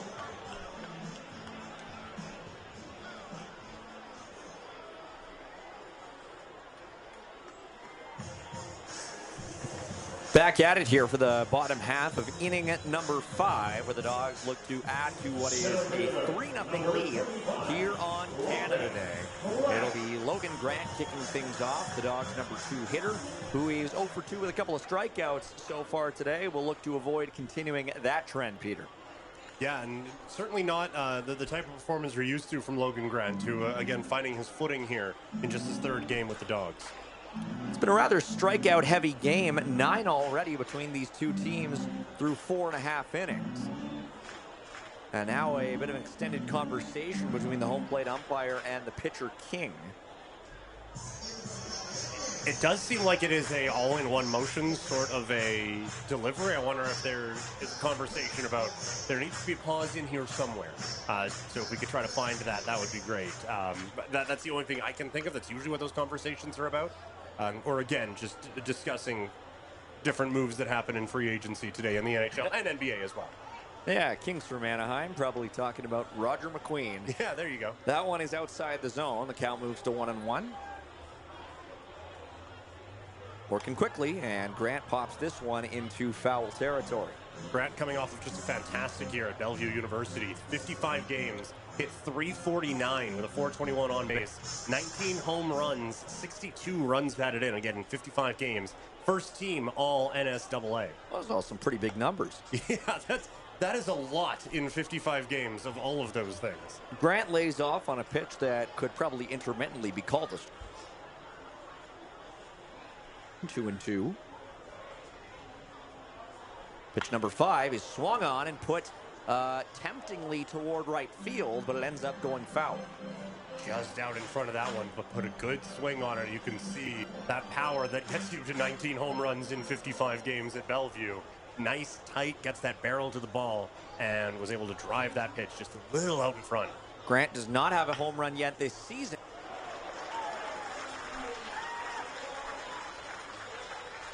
Yeah, again, nice and simple. With 2 strikes, you do want to simplify things a little bit, but it is that tight swing, again, able to pull that ball and not try to do too much with it. Just get on, keep the line moving with it.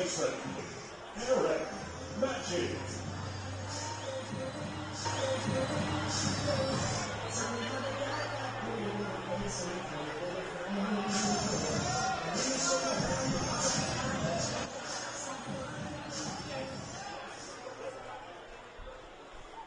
Starting to get moving down there. As you said before, it has been a lot of volume out on the mound. Matchy swings at one. This might be a double play ball. Send over to second and now to first, and both are in time, so that momentum is squandered straight away, as now they're 2 away in the bottom half of the 5th. That is, again, another tough one. Matchy hit that one on the screws, but it is right at short. And a good recognition from Bedford, who's been a little bit all over the place today. But he understood that there is some good wheels coming out of that batter's box. It was a quick shovel to second to Shaver, and then a perfect strong throw to first. Doubles them up with now 2 away in the 5th. Matchy now 0 for 3 on the day. Croson swinging at the first pitch right up the middle. Nice play by Bedford to get it down, but ends up not being able to make a throw, and Croson's aboard with 2 away. That's a heck of a play, and one that if you did that against me in a ranked game on MLB The Show, I might rage quit if he was able to actually pull that off. For the shortstop to make that sliding catch on the second base side of the bag, and was a bobble away from maybe getting it out on that. That's a heck of a play. So that'll bring up Nash Crowell, who could really use a hit right now. He's 0 for 2 on the day with a strikeout. First pitch to Crowell is lined into left field, and that one will drop. It'll be a base hit. Croson rounds second, heading for third, and Crowell will head for second, and he'll get there in plenty of time. 2 in scoring position now with 2 away. Yeah, Crowell is certainly one of those batters that'll jump on the first pitch. He was able to get that one in a pretty good spot and line that into the outfield. Maybe not with the same exit velo that we were used to from him, but in a perfect place. You have Croson running on contact at 2 away. He's into third easily, and Crowell strolls in with another double and another extra base hit for him, bringing out a meeting on the mound. As looked like things were going all right after that double play.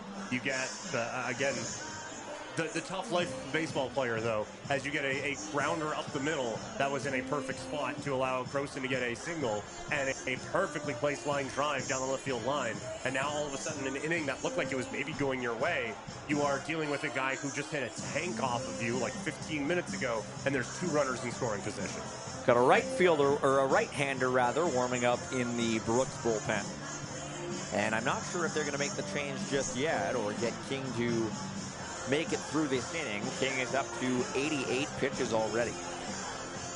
Yeah, I believe this is one, not that on a day like today you need a ton of time to get warm, but I think this is one to just let the relievers kind of get settled in, get a few more warm-up tosses in, but also discuss what you're going to try to do in this at-bat, as the last one didn't particularly go your way against the Dawgs designated hitter, Leo Kotek. Certainly not a insurmountable deficit for Brooks, only down 3-0, but the hits and the errors tell a bit of a different story. 8-2, the Dawgs are out hitting Brooks, and of course the Bombers have committed the only 2 errors in this game, and I would maybe say there have been a couple more that have gone uncounted.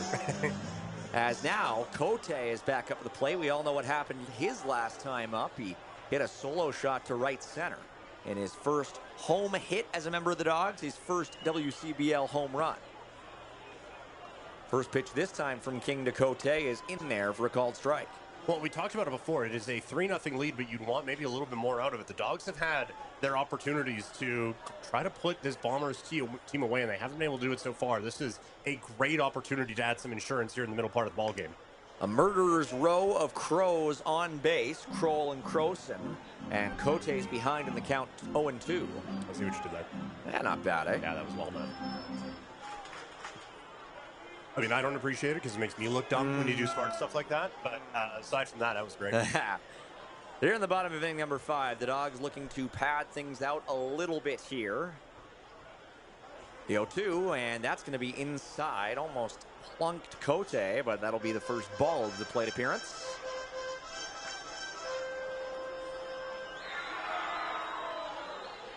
Folks asking for Cote to put another charge into the ball, I would say, here with 2 away. 1 hit, and he could maybe double the lead. Just an interesting note, that's not Bonilla on deck. All right, the Dawgs making a change. And Cote loops one into the gap again. This will plate 2. Leo Cote having himself a game, a solo home run, and now an RBI, double RBI single. And the Dawgs take a 5-0 lead.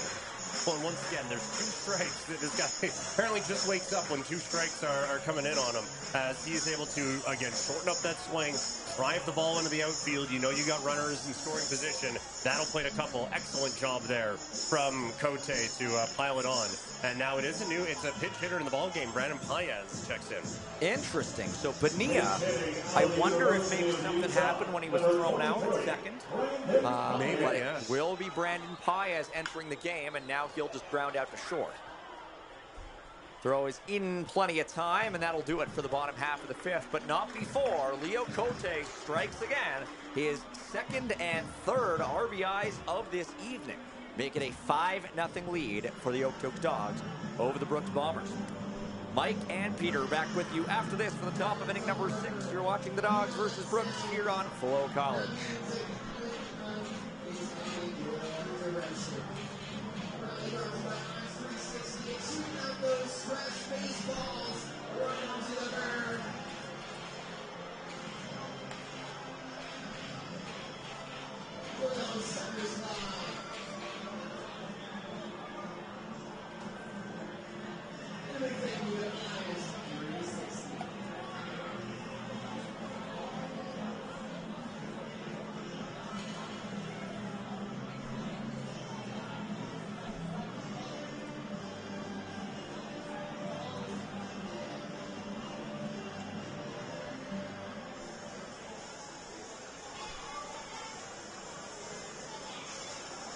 The 50-50 is over $9,500.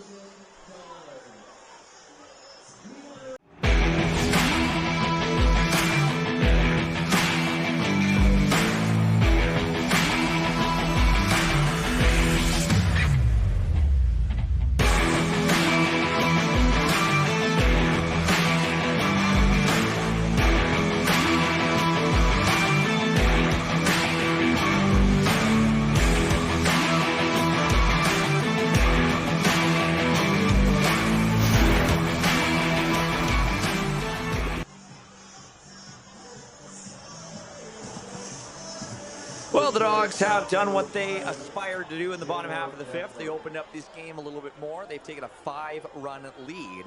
And now, here we are in the top of the sixth. And, Peter, they're just looking to preserve it as right away here, this one is put into the infield. And one pitch, one out there for Brooks' Bedford.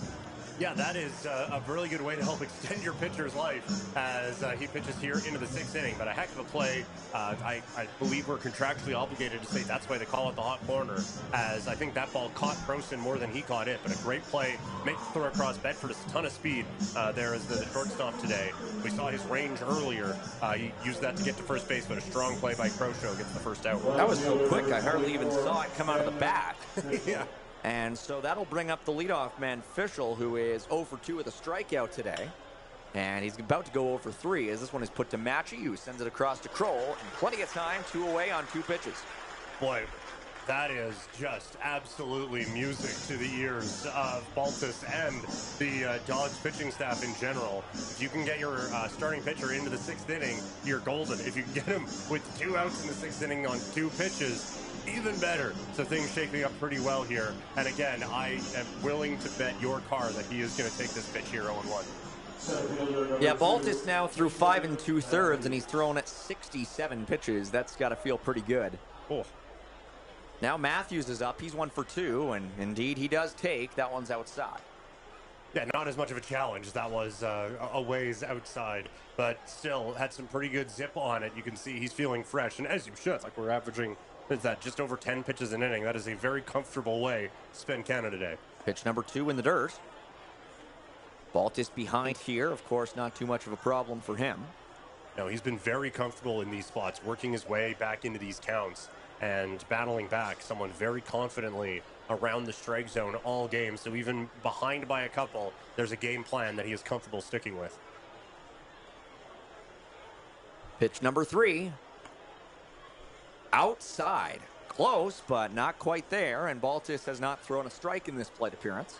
Good take there from Matthews. You can see 8 walks in 16 games, but a 371 batting average. You can see where that comes from, the good sense of the strike zone. And pitch number 4 is pretty much right down Main Street, 3-1. It looks like that was a, you'll throw it, I'll take it. It'll be a strike, and we'll move on to the next pitch. Cool. Yeah, we're pretty much on the same wavelength there, and now things get interesting. Baltus dealing 3-1. Swung on and belted to the gap in right center, but this one's going to be playable, and indeed it is by Brandon Paez. And the Dawgs go 3 up, 3 down, the top half of inning number 6. Remains a 5-0 game in their favor. We'll be back right after this for the bottom half of inning number 6 right here on FloCollege.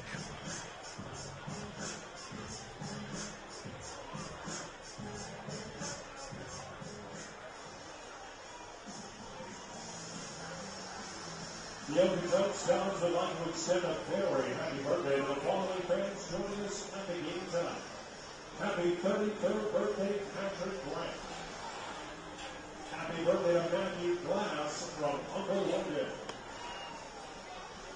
Happy 11th birthday, Patrick, tomorrow.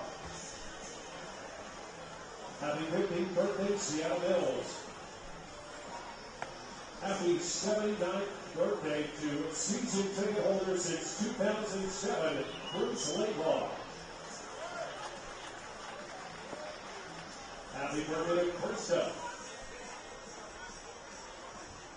Happy 69th birthday to Sandy Elliott, sitting in section 100 this evening.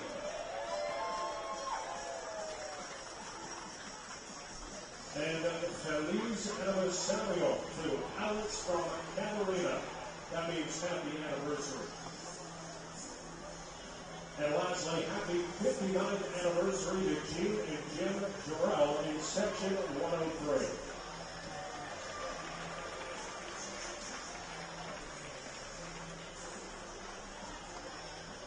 Fans, it is getting close to last fall to purchase your 50/50 tickets. These are one of our family players walking around the concourse or visit them either on first base or third base 50/50 tickets. Back with you here in the bottom half of inning number 6. Mike and Klein with you as the Oilers or pardon me, not the Oilers. What am I doing? The Dawgs have a 5-0 lead. Maybe I'm thinking about the Okotoks Oilers. Maybe I'm thinking about the Edmonton Oilers, Clyde, who just signed our old buddy Andrew Mangiapane to a 2-year deal, if folks are following along with free agency today.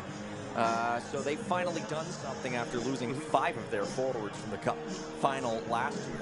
Yeah, adding a little bit of that scoring depth that they certainly need, and I'm sure while fans are enjoying this, they would also like an Okotoks Oilers 5-0 victory over the Bandits. Maybe one of these days.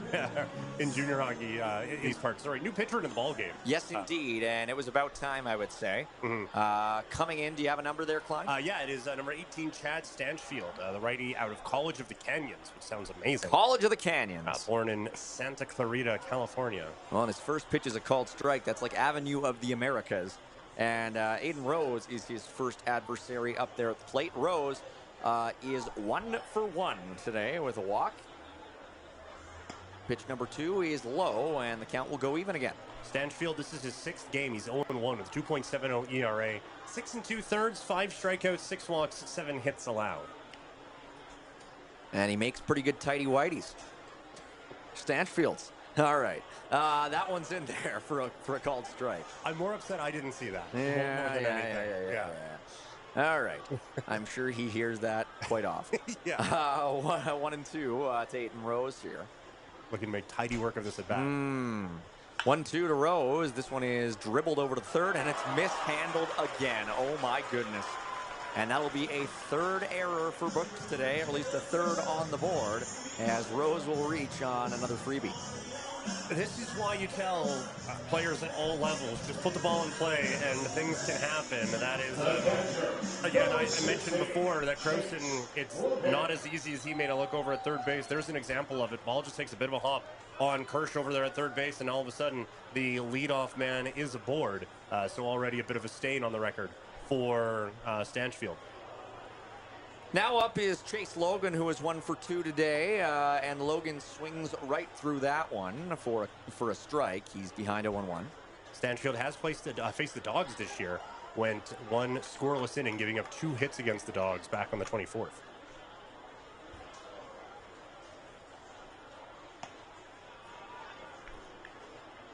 Count goes to 0-2 now here for Logan with the man aboard over at first. And, of course, the Dawgs, again, looking to add to their lead even further after a very efficient top half of this 6th inning. 0-2 is swung on and put right by the first baseman, Altamirano, for another base hit. And now Rose will round second, get in there with plenty of time to spare, and the Dawgs have got runners at the corners with none away here in the 6th. Aiden Rose is such a good base runner. That is excellent recognition of what is happening. The ball is hit out to right field, so you don't have a long throw out there anyway. Excellent read from Rose off the bat. Logan stung that one over to first, and Altamirano looked like he was trying to get over there, and he's playing with the dirt there now. It looked like just a bit of a slip out of the starter's blocks. Allows the Dawgs to have runners on the corners with nobody out, and one of the better hitters in the organization's history at the plate. Ricky Sanchez is up with 2 on and none away in the bottom of inning number 6. Sanchez is 1 for 3 with a run of his own here today back in the 1st inning. Sanchez was able to double to right in his first plate appearance here today. And he's up in the count 2-0. You know he is going to be patient now and wait for at least 1 strike, maybe even 2. You got to be good to him to get the bat off of the shoulder for Ricardo Sanchez. Ricky would love to take a free base with how much Brooks has been giving them away, and now he's 1 pitch away from getting that base as he's ahead in the count 3-0. Not that he would run in this situation, but there is 1 stolen base sitting there with Logan over at first base. So just a note, although again, I can't imagine he's running in this spot. 3-0 in there for a called strike. It was closer than I thought it might be, but nevertheless. And that's a good take from Sanchez. There is not one good thing you are going to do swinging at that pitch. You're well ahead in the count. Just take that one and move on. A little hat tip to the pitcher on that. 3-1 to Ricky. Swung on and popped to left. This one's heading maybe toward the gap. It's going to be challenging, but it is caught. but with plenty of time, Rose will cross the plate. It's a sac fly from Sanchez. It's an understanding from Sanchez what the assignment is here with runner at third base, less than 2 out. Everyone will tell you, just hit that ball in the air. Sometimes good things will happen. The good thing here is that Aiden Rose crosses home plate, so excellently executed by Ricardo Sanchez there, the sac fly. So now 1 out as Logan Grant comes up to the plate. He reached his last time on a single to right.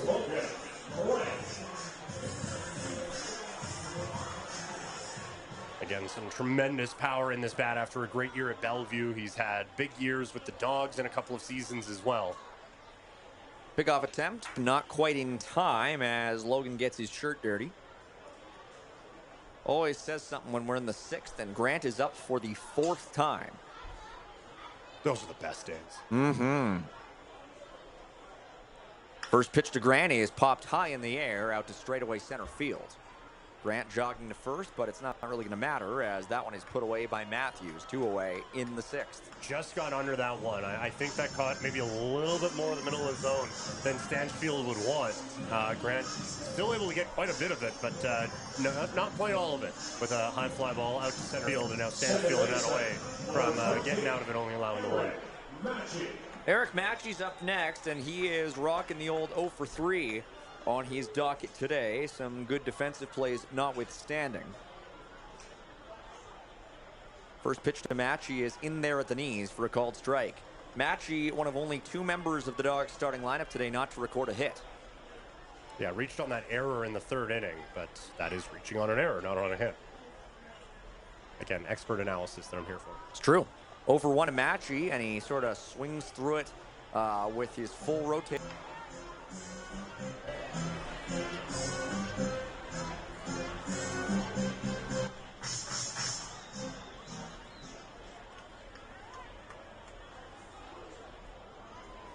Oh-2, man on first, 2 away. Here's the pitch.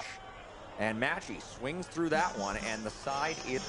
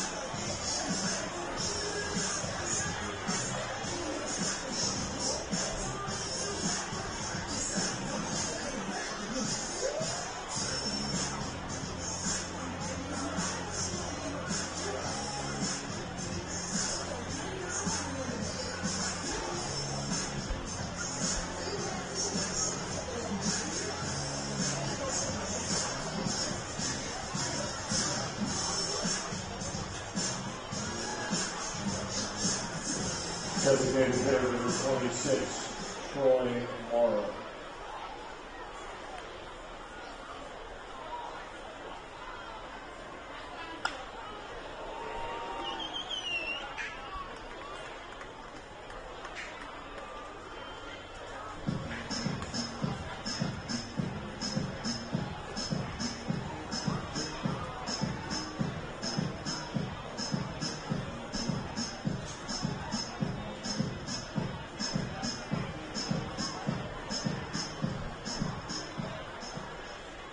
First baseman number 3, Christian Alvarado.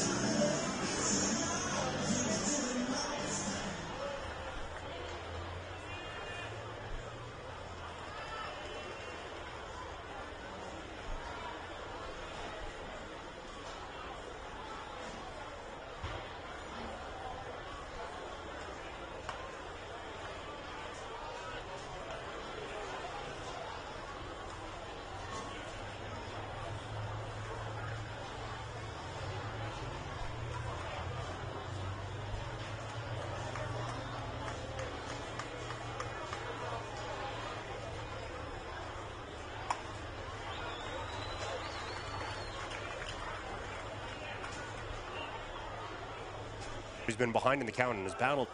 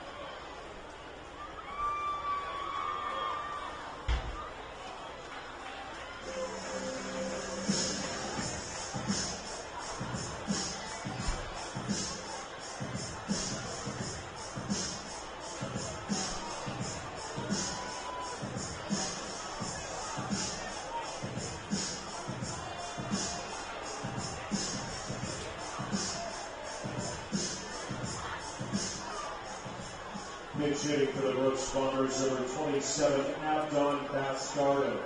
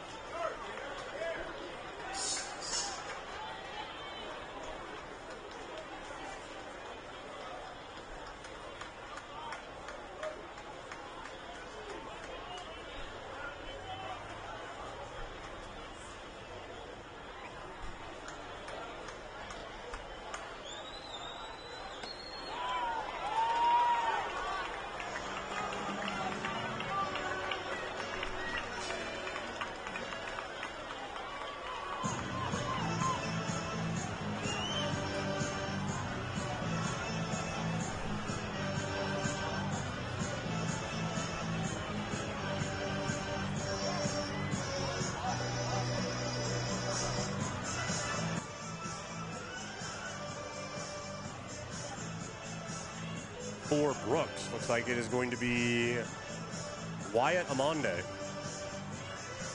out of Cerritos column. Number 6, Wyatt Ormonde.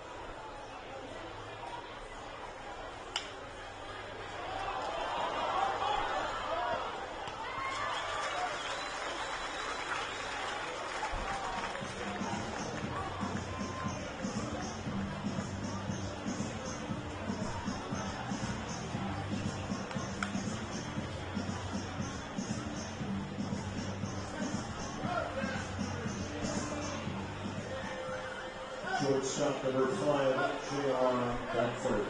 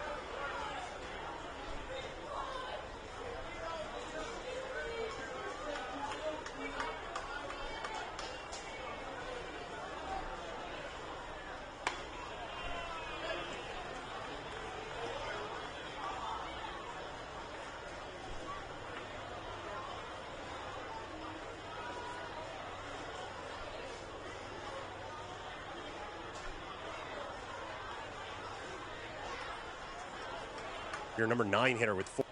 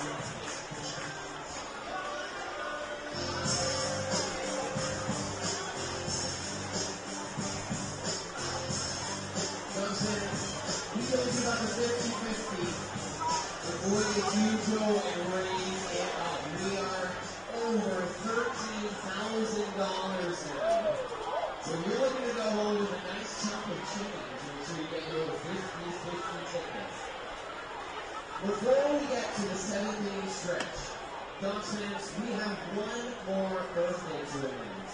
Because one of the beating hearts of this organization, I would like to wish a happy birthday to William Gardner. Board member, he's been with this organization since the beginning, and a beating heart of what makes this one of the best places on earth. Thank you so much, Will.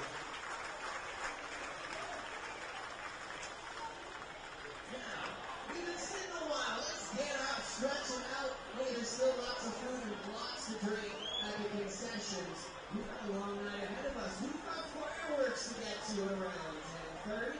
Brett Rose, let's take us through that baseball tradition. Take me out to the ball game. Take me out to the ball game. Take me out to the ground. Buy some peanuts and cracker jacks. I don't care if my head will get back so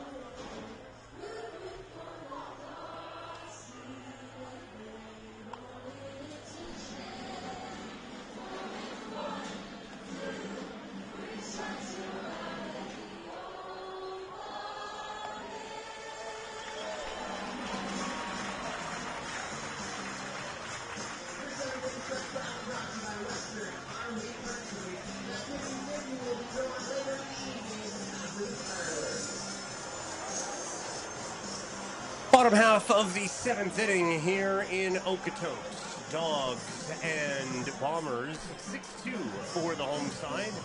Looking to provide a bit of a counterpunch for the Bombers after a couple runs in that top of the 7th. And if you're looking for a bounce-back inning, Croson, Kroll, and Cote seems to be a pretty good way to go about that. Yeah, I would say so, especially after a bit of an adventure of a bottom half, or pardon me, of a top half of inning number 7. The Dogs could use some positive regression, and we'll see if maybe the Crow Show can get that party started here. Croson has reached base a couple of times and has scored a couple of times. So with an RBI back in the first. Breaking pitch, waits on it, golfs it over the right side. That will drift foul.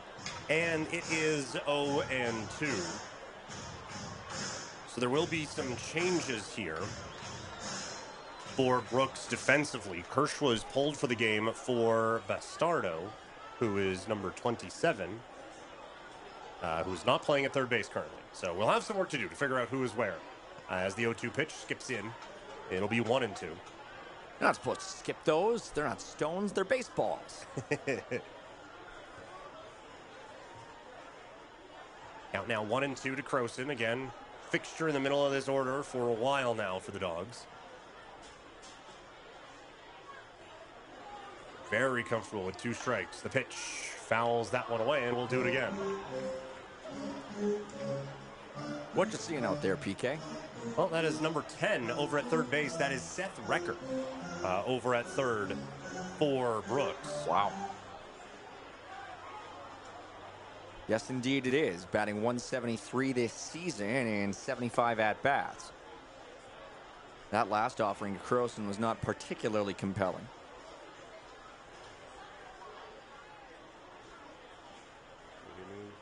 Left fielder as well. I believe that is number 3. So Altamirano has moved from first base to left field. That one is a ball, and it's 3-2. So just when I think I've got all the answers, they change the questions on me. So I'm pretty sure they haven't perfected cloning yet. Croson, though. Carbon copy of a hit from before as he lines that one back up the middle for a base hit. He's just inevitable, isn't he? He really is. All he does is hit. He really does. He is a remarkably effective player. On the night now, he is 3 for 4. Pardon me, check that. 4 for 5 now, I believe. Batting .414 prior to that at bat, and now he's 3 for 4. But still, .414 on the year. I mean, holy moly. This guy's just a cheat code. Having him at the 4 spot, I mean, he can do anything. As Nash Kroll comes to the plate, yeah, you go through Croson, not to gush too much about him. We'll wait to do that here with the 1-0 offering coming. As Oramonde is now at first base, so we've completed everything. So that one, high and tight, but they call it a strike. Just to go through all the stats here for Croson. 2021, Dawgs Blackie hits .309. 2022, Bossier Parish Community College hits .323. And then from there, batting averages all over. .407, .360, .375, .338, .383, .368, and then a .383 batting average for the Dogs a season ago. Now he's over .400. Like, it is just, and that's not me cherry picking. That is just going through just his reading it down. Yeah. From Bossier Parish Community College to Montevallo and through a number of years here with the Dogs. Count now 1-2 to Nash Kroll, who also hits very well.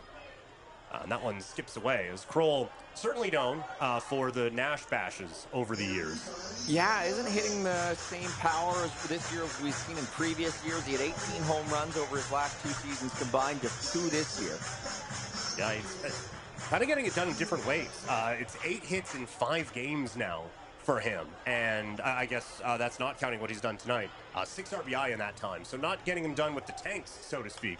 But still able to get the job done in a bit of a different way now as he fouls that one back 2-2. Yeah, I mean, Nash's average is similar. It's just the long ball that's really been eluding him. So, I mean, this would be a good time for one, certainly. Give the Dogs their 6-run lead back, but we'll just have to wait and see. And why not on Canada Day? Crowd has been packed and has been a lot of fun all evening. Yeah, they've maintained the crowd pretty well, too. Nobody's leaving. You got fireworks tonight. You're not going to Exactly. that. Sun's starting to set, so it's doing its job as the throw back to first. Croson dives back in.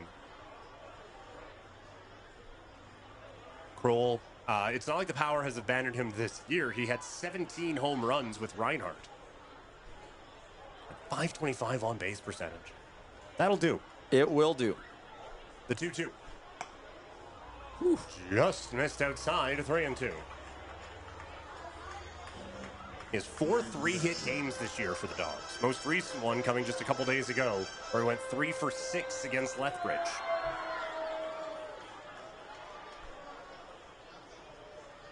One for 3 in the ball game today, doubled and scored in the 5th. Ooh. Did he go around? He did not. And so the Dawgs with a couple on to start the inning here in the 7th. Croson singles, Kroll walks, and it'll be Leo Cote coming to the plate. The man who is responsible for half the runs on the board there for the Dawgs. Solo home run in the 4th and 2-run single in the 5th.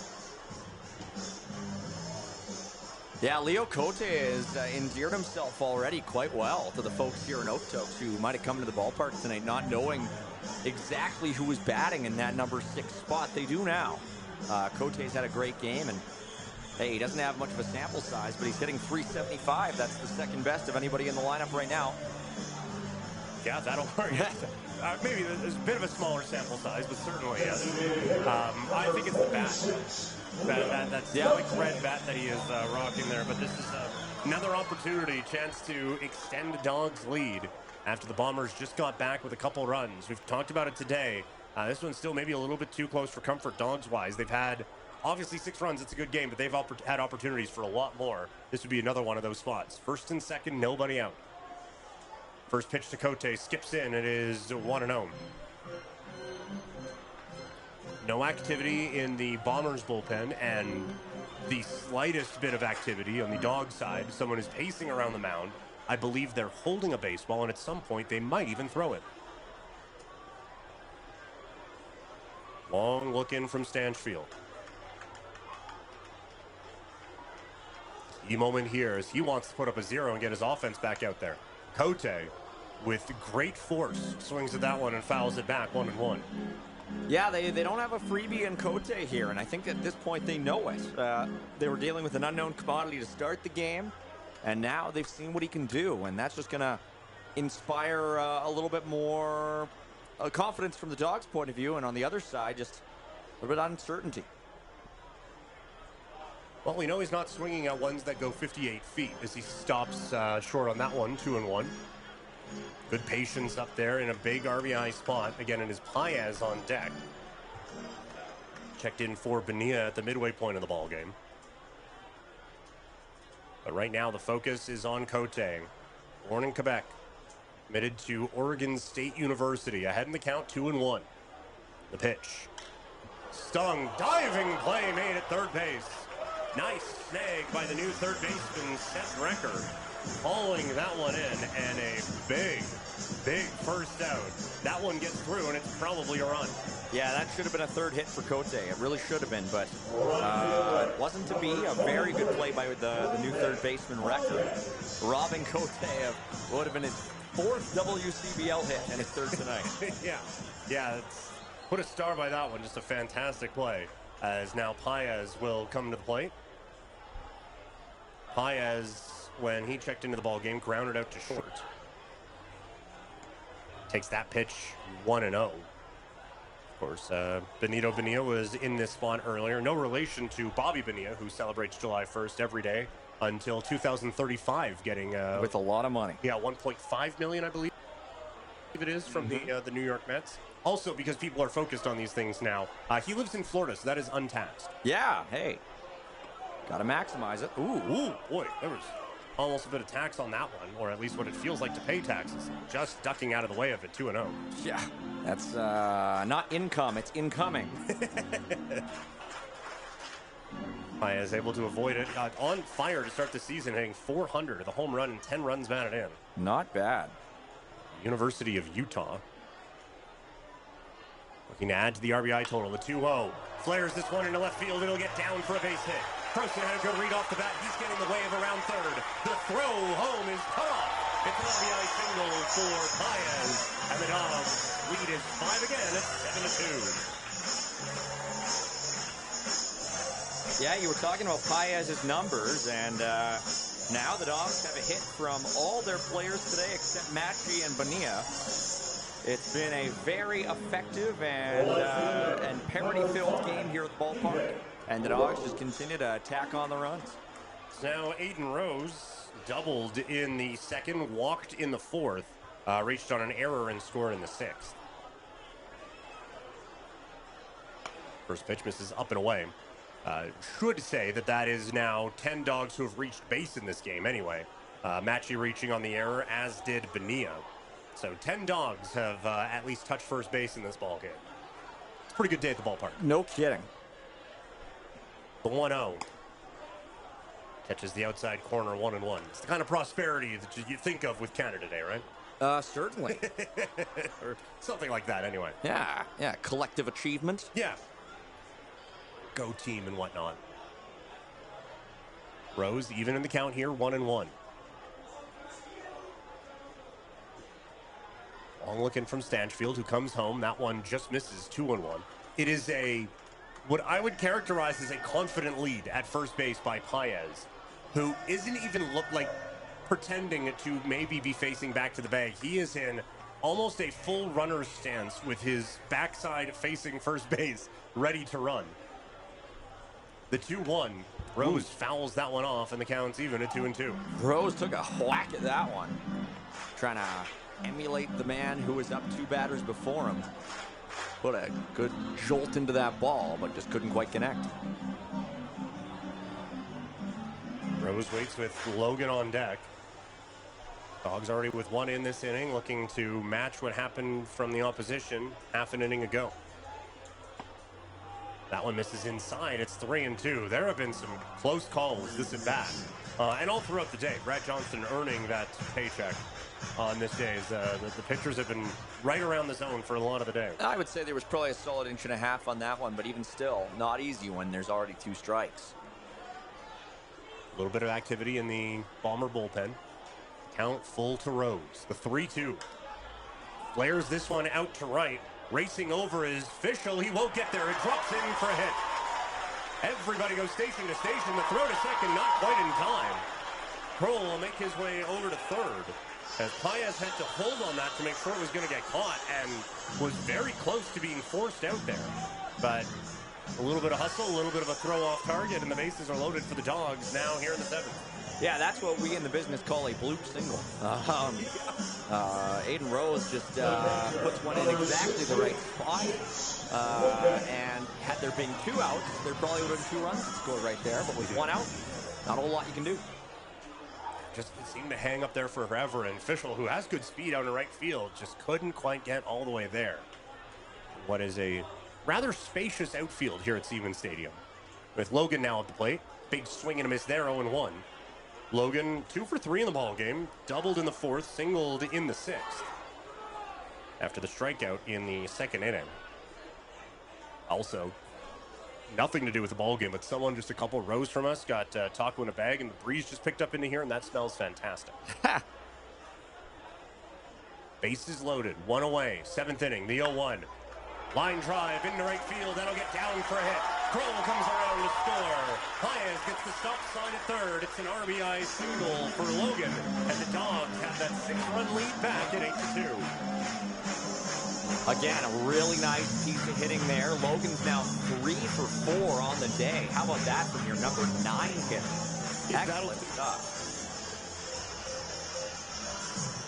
Exactly like you brought up, right? Like, yeah, if we can just get 3 hits from our number 9 hitter, how about our number 8 hitter reaches base every time in this ball game? We get an RBI from our number 7 hitter, and the number 6 hitter is going to drive in 3. That feels like a pretty good game plan. I would say so. You do that, more often than not, you're going to come away with a win. Bases loaded still, 1 away, still. Sanchez at the dish, takes that breaking ball up and in, 1-0. Yeah, for Ricky, I mean, that's just not even a consideration. No. Stanchfield's now thrown 46 pitches in 1 1/3 innings. That feels high. Yeah, I'd say. for 4 outs. That's a lot to battle your way through. Sanchez 1 for 4 in the ball game. Double, stole a base, scored in the first. Had a RBI sac fly in the 6th. But that is it for his day so far. Looking to add to a couple stat categories here with the bases loaded, but he's going to take a step out 1-0. Sanchez, so many big moments with the Dawgs in his time here and has certainly grown at the collegiate level as well. 383 with Pitt State University, as we mentioned, back in 2023. Hit 323 with 7 home runs with Barton. Takes that breaking ball for a strike at 1-1. That's some beautiful movement off that one from Stanchfield. Yeah, ahead in the count, you're looking for a pitch to drive, and that was not that pitch. No. We mentioned Bonilla earlier. Also, happy payday to Rick DiPietro, who gets those until 2029. Mm-hmm. The 1-1. Sanchez flares this one into center field. It'll get down for a base hit. In to score is Paez. Stop sign at third base again for Rose. It is an RBI single for Sanchez. And a 9-2 Dawgs lead now in the 7th.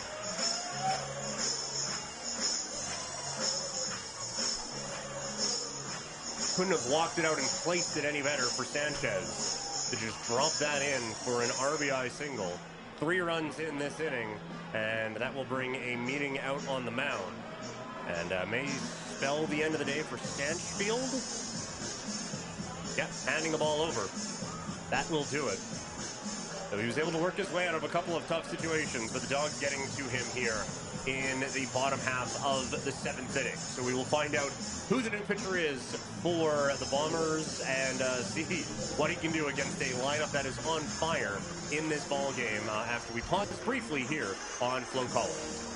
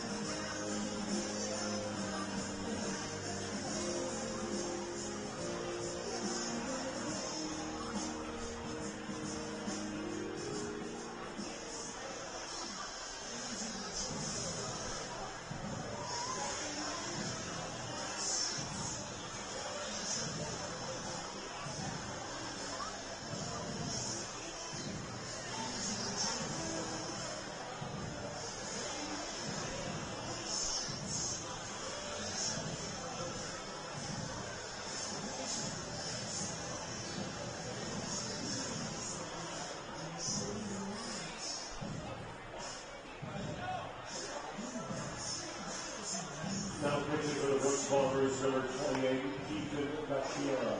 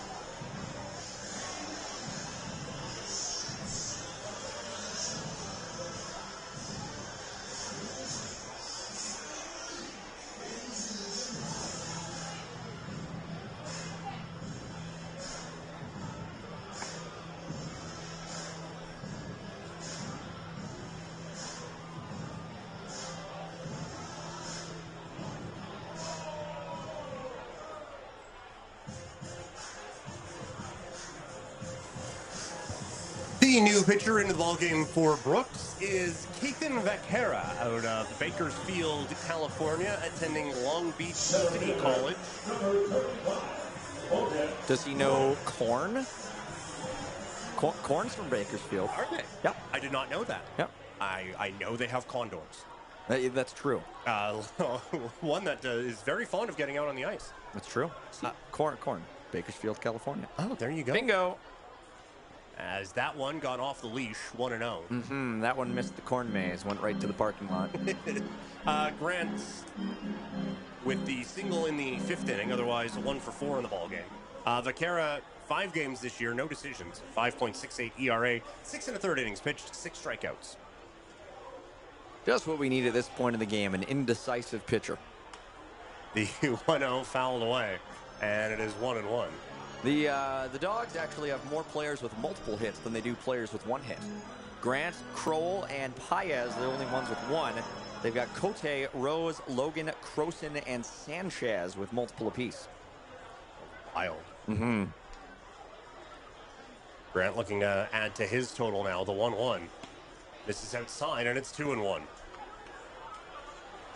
We have now seen the Bombers allow just 2 walks, but they've committed 3 errors. So in total, I think that's 5 free bases. And granted, I think there have been maybe a couple more than that. It's a tough way to live against this Dawgs lineup, and the count now 3-1. McCara this year with Long Beach City College, 9 appearances, 1-1. Did start a game. 10 1/3 innings pitched. He gave up 8 walks, 8 strikeouts, had a whip of 2.32, and a ERA that is pretty high. And he'll walk in a run here. Logan Grant making his way aboard, and that'll be the 4th run of the inning for the Dawgs, and a 10-2 lead. Oof. Yeah, there's not a whole lot to say about that. First 5 pitches, and you walk in a run. Yeah, not the individual game you would want. As Matchy comes to the plate, as you mentioned, one of only a couple of Dawgs to not get a hit in the ball game, reached on an error in the 3rd. First pitch swinging here, fouls that one back. I guess for Grant on that one, a credit for not trying to do too much. Bases loaded. You have what will be one of the bigger crowds of the season here on Canada Day. What has been an electric atmosphere all day.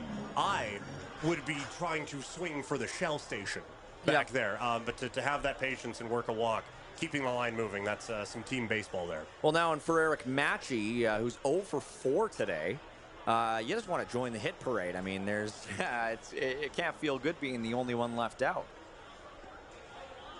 Can't imagine there's been a lot of those in his time where he has felt left out hitting-wise, as he has been someone who's produced all the way through. Looking to capitalize here on a situation with the bases loaded. 10-2 is the score. 4 runs in already this inning. The 1-1. And that one hit him. No, I thought it did. Never mind, it's a strike. I thought I saw his jersey move. Apologies. It was close. It was inside, but they called it a strike. And the umpire's strike call, it points at first base. You can see where I got confused. Either way, it's now 1-2 instead of a walked-in run. Minor difference. The 1-2. Matchy just takes outside. It's 2-2. That's gutsy. That's when you're behind 1-2. I might be swinging to that one myself. That's why I don't play for the Dawgs. Matchy's worked his way through the system, playing on the national championship team back in 2022, the perfect game 18 and under team. Made all tournament at the national championship and the World Series. And that one hit him. It did. No question about it.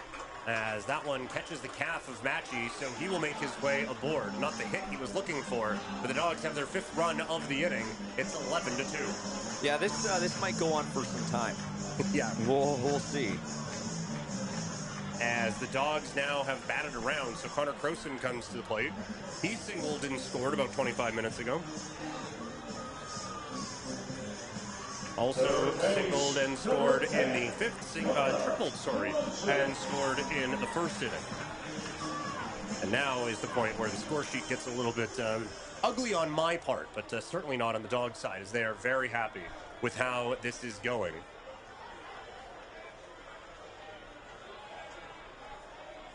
First pitch misses inside, 1-0. We are 15 pitches now into Forno's tenure on the mound, and he's thrown 7 balls. Check that. Sorry, it's Vaquera on the mound. I don't know why it showed Forno there. That was weird. He has thrown 11 pitches now, 8 of them ball. It's a tough start. Croson was happy to get a strike, but he's just able to foul that one off. And it goes away, 1-1. Played the glass-breaking sound effect, but it is confidence to have the renovations on the side, having giant windows facing the ballpark. Mm-hmm. Wonder who that Forno guy was. That's weird. Point Street doesn't usually mess up like that. Well, Fordo's in for the, or was in for the Dawgs. Yeah, So maybe just a strange. bit of a blip there, but 2-1 now. Yeah, Croson, I mean, back up again, 3 for 4. This is, the Dawgs have officially batted around here in this 7th inning.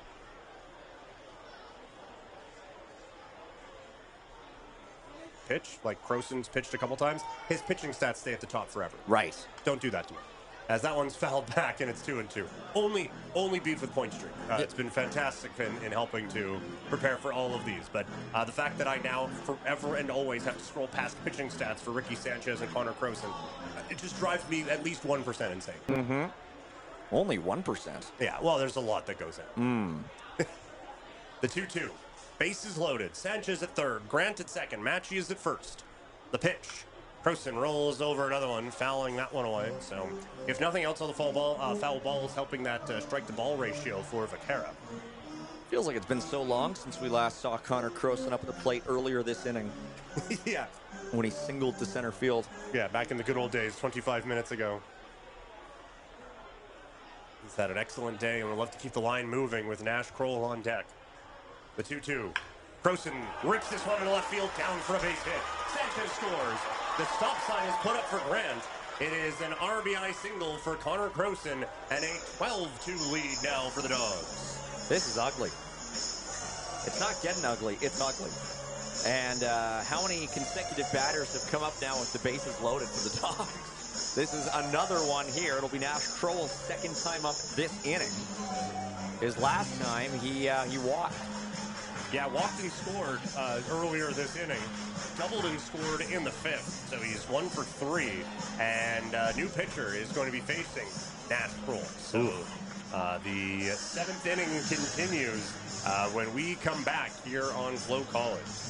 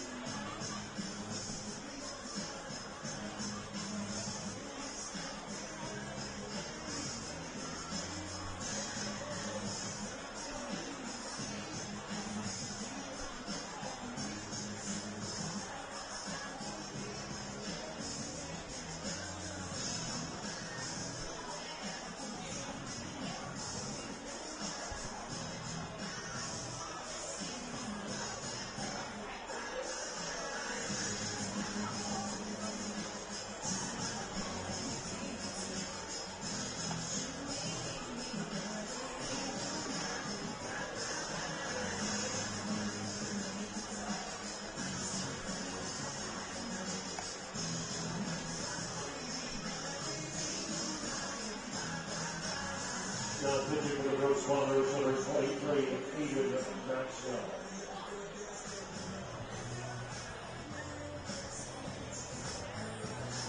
And this inning proudly presented by the Egg Farmers of Alberta. Number 8 farmers are proud to provide fresh, affordable local eggs every day. Eggs are a nutritional powerhouse with 6 grams of protein that knocks it out of the park.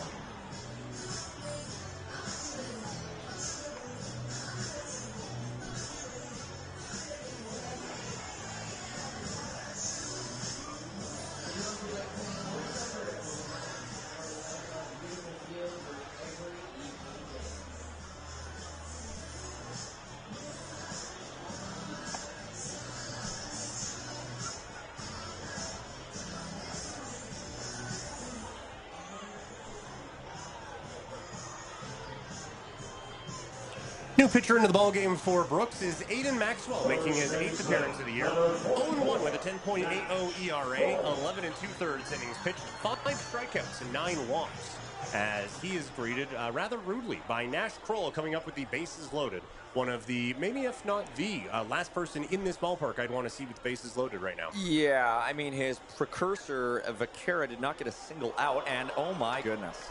So Kroll gets hit, and that will bring in another run. It is the 7th run of the inning for the Dawgs. Kroll gets his second free pass, although that one is more of the freedom isn't free variety, wearing that one on the elbow/rib area. Either way, he wasn't thrilled. I'm honestly surprised they didn't toss the pitcher. The first pitch, are you kidding me? in a 13-2 game now, in a game where the Dogs have batted around. I mean, to me, that reeks of Brooks not being too happy that the Dogs are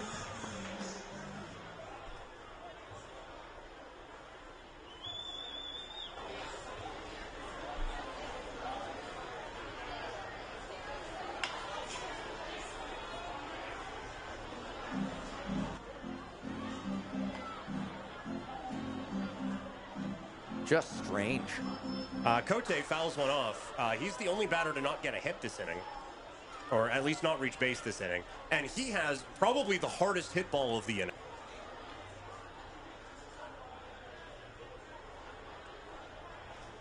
The 0-1 breaking pitch misses low and in, 1-1 to Cote, who had one of the big hits of the ball game, a home run back in the fourth. That was a strange delivery by this pitcher. Just kind of a sidecar, sidearm.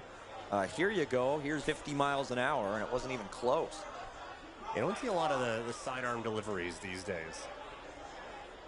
Has one there, and Cote flares it out into left center field. This one falling fast, and it is caught. Nice running play out there by Altamirano. He makes the catch, but the run does come into count. Matthew will score, and the Dogs have extended their lead to a lot.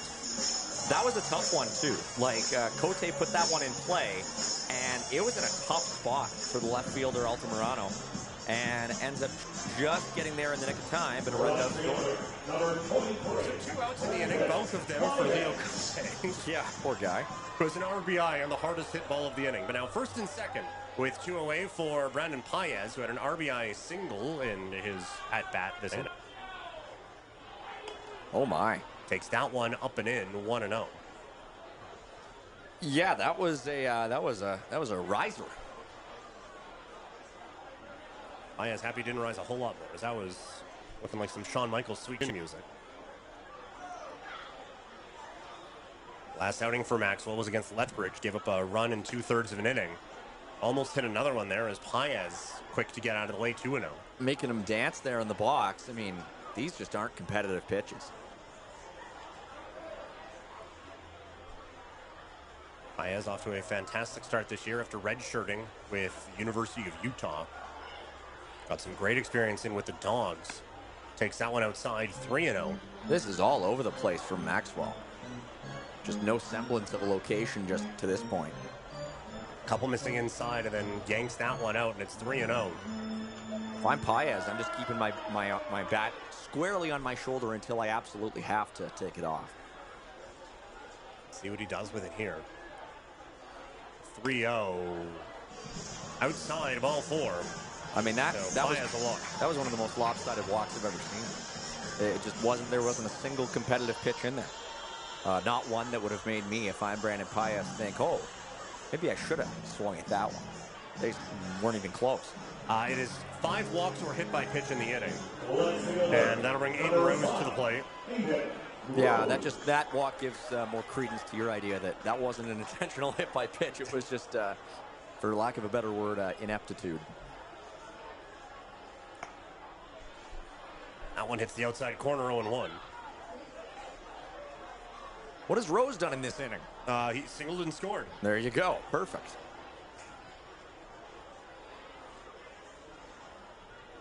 Long check back at second base now, the 0-1.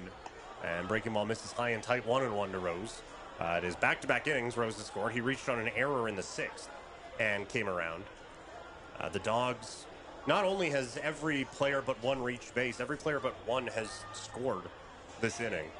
And the one who didn't brought one in. The 1-1. Rose takes to the outside corner. It's 1-2. Real close there, but Rose ends up holding off. I don't even think he was tempted by that one, but it is called a strike. And so now down in the count, 1-2. Rose with his 3rd at bat in the last 2 innings. As the bases loaded.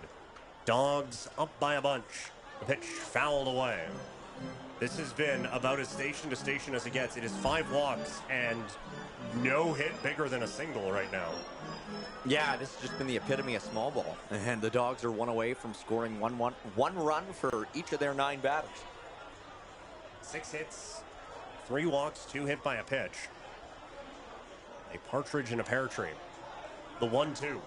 And he wears that one. You gotta be kidding me. Another hit by a pitch brings another run in. So Croston scores for the second time.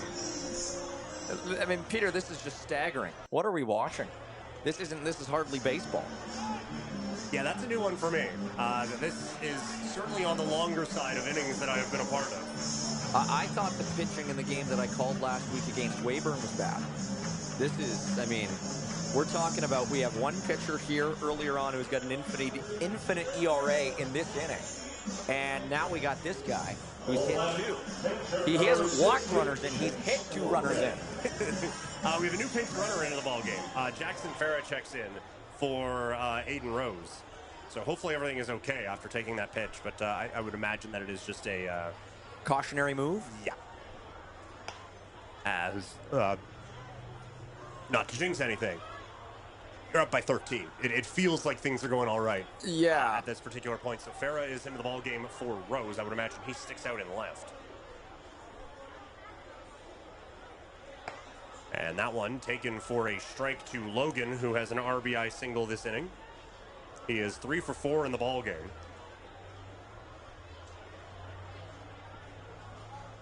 And he is up now with the bases loaded. You're right. We have spent most of this inning with the bases full. And that one catches the outside corner. It is 1-2. Mercy call there. Brad Johnston maybe a little bit on the getting to the fireworks portion of the count now. We are 25 minutes away from when they're supposed to happen. I will take the over on that. The 1-2 misses outside, and it's 2-2. That was pretty close to the last pitch. Yeah. Logan single in a run and scored in this inning. Also a single in the 6th and a double in the 4th. And a big swing and a miss there, but he just got a piece of it, I guess. Apologies. Wow. As it was Hopeful who couldn't squeeze that one. More like a swing and a near miss. Yeah. Apparently just got enough of that. So the AB can... Admittedly, I didn't hear a tick on that one. Yeah. I thought it went through clean, but again, that is one that I will certainly hand off to the guy who is a foot away from that. The 2-2. Misses up and away, 3-2. The runners will get a head start. This is remarkable. That's even the, like, not only is it just like single, but it's one run single. Like, yeah. they haven't been. They haven't cleared the bases. No. The 3-2. Oh. Gonna miss. Ball gets through, but they will make part of that official and end the threat, but not before. The Dawgs score 9. And I'll be honest, Kleiner, I think that if Logan hadn't swung at that, we'd be looking at a 10th. I don't think that was in the zone. Yeah, I'm not sure either. But that one comes to a close in one of the longer and weirder innings you will see. Hopefully we don't top either of those when we go to the 8th next here on FloCollege.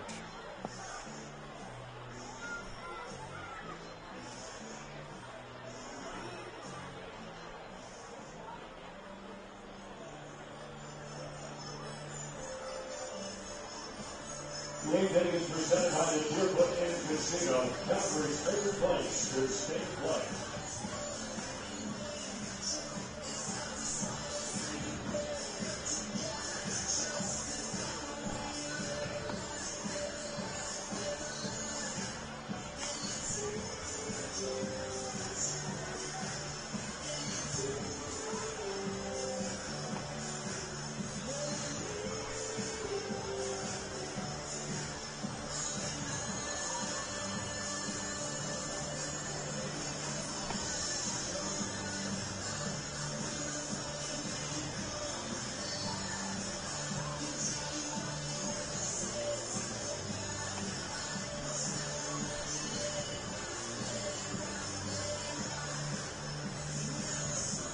Now pitching for your Dawgs out of Campbellsville University, number 18, Ryan McFarland.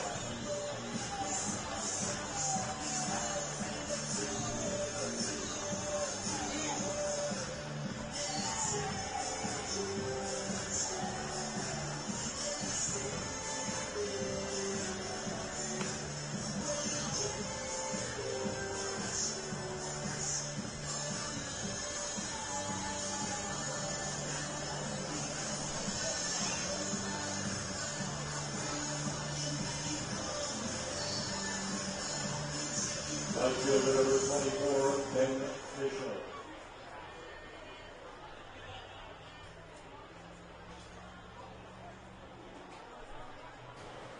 Well, after an easy breezy 7th inning, we go to the 8th. Ryan McFarland into...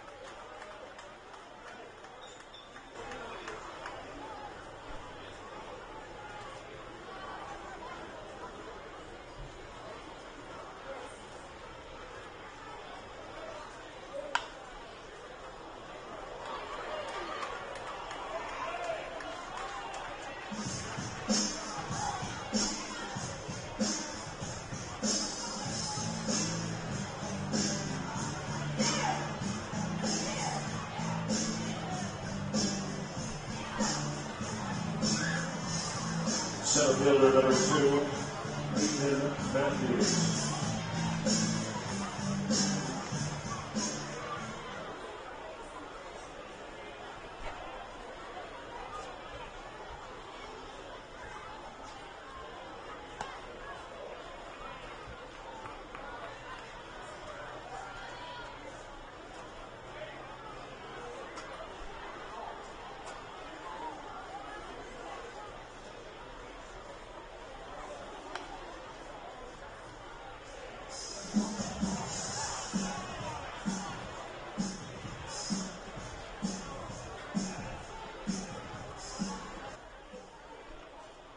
Space. It looks like they've taken out pretty much everybody.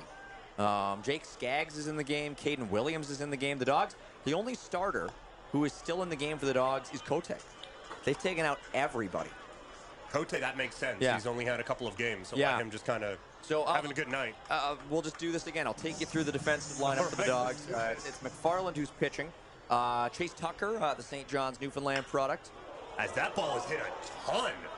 Deep right field, way back and gone. A 2-run home run for Peyton Matthews. Deep into the Okotoks night. And a bright spot here for Brooks. 2 runs in back-to-back innings. It's now 15-4. Well, this goes to show why it was so important for the Dawgs to run up the score in the bottom of the 7th. Yeah, those add-on runs help. That was a monster shot. Well, without those 9 runs, it'd be a 6-4 game. Yeah. And now it is 15-4. We've pretty much put it to bed, but of course it's never over. No, we have defensive substitutions that rival what we'll probably see in the All-Star game here in a few weeks. But that, you're right. Like, it does sound like a funny thing to say as Morrow fouls that one away 0-1. It does sound like a funny thing to say that, hey, without the 9 runs, this is a 2-run ball game. But it does show the importance of putting a ball game away from an Okotoks Dawgs standpoint. Yeah, I mean, yeah. We've got a completely new defensive lineup for the Dawgs. Yeah. The only guy they haven't replaced is their DH, and by the time we come back to him in the order, he might be replaced too. Chase Tucker, the pitcher, is behind the plate. He's catching. Okay. So that's different. So McFarland is pitching to Tucker. So we'll see if we get some heave away at a certain point. Tucker will get a chance to bat, maybe. Yeah, Tucker has, in the last 2 seasons, 3 at-bats. He's 1 for 3. We might see a 4th tonight. Yeah, I'd be willing to bet on it, the way that this is gone. Well, we're looking. The last guy up, I don't know. As the 1-2 popped up over to the right side, the catch is made by Elsner for out number 1. Pretty unlikely that Tucker will get to bat, considering that he's replacing Logan, who just batted. But stranger things have happened. Yes, we just saw a 15 at-bat inning. We did. So I'm not going to rule a whole lot out there. But yes, no, that's an interesting change. What else has happened around the diamond here? Yeah, I'll take you through it. So McFarland is pitching for the Dawgs, pitching to Chase Tucker. Brandon Winfield, of course. Elsner, a catcher in at third base. So they've got a pitcher catching and a catcher at third.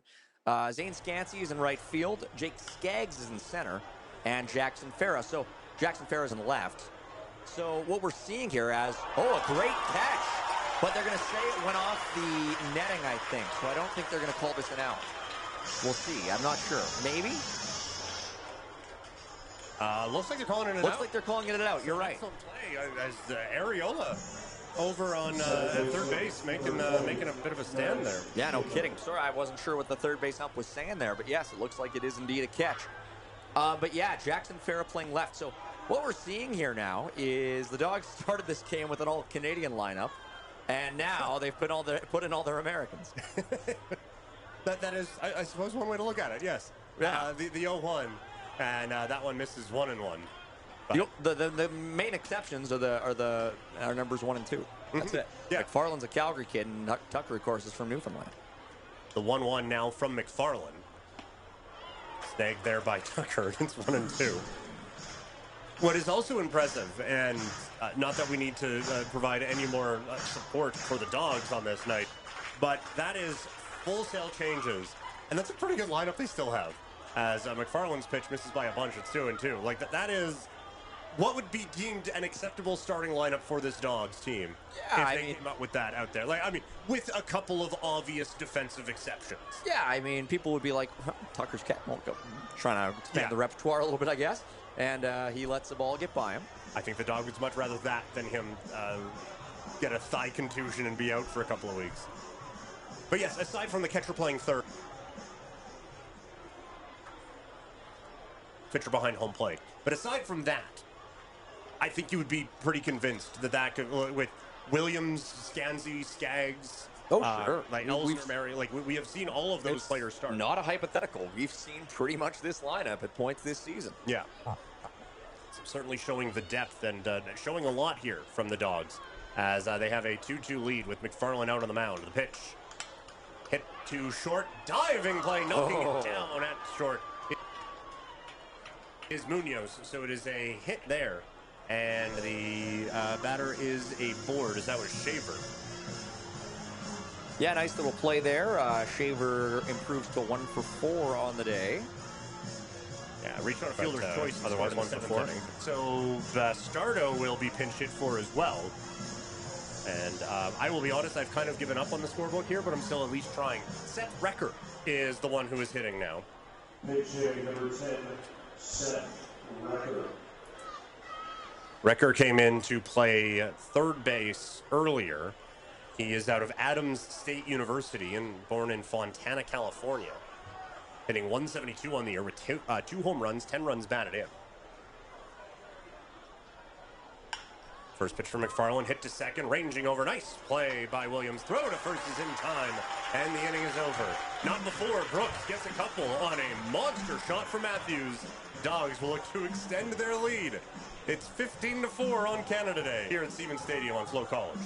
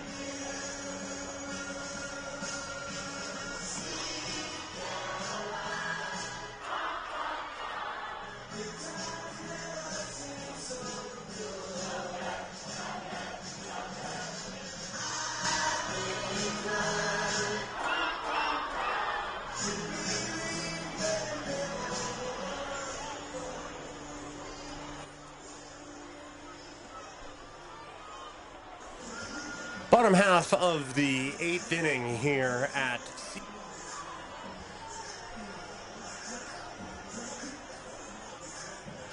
Big Channing out of Simpson University, number 20, Ethan Williams.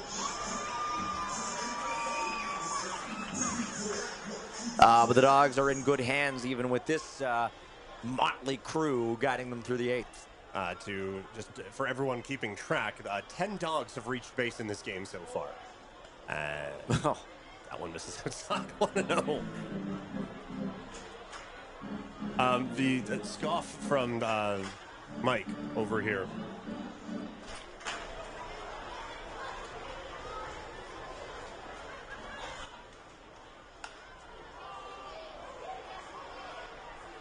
Seven or 8 Dawgs came to the bases with the bases loaded.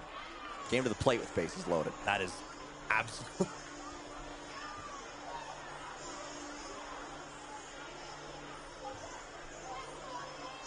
That will definitely bring someone to the plate. It looks like it'll be Jake Skaggs up next. Replacing Logan Grant, who went 1 for 4 with a walk and 2 strikeouts. The early.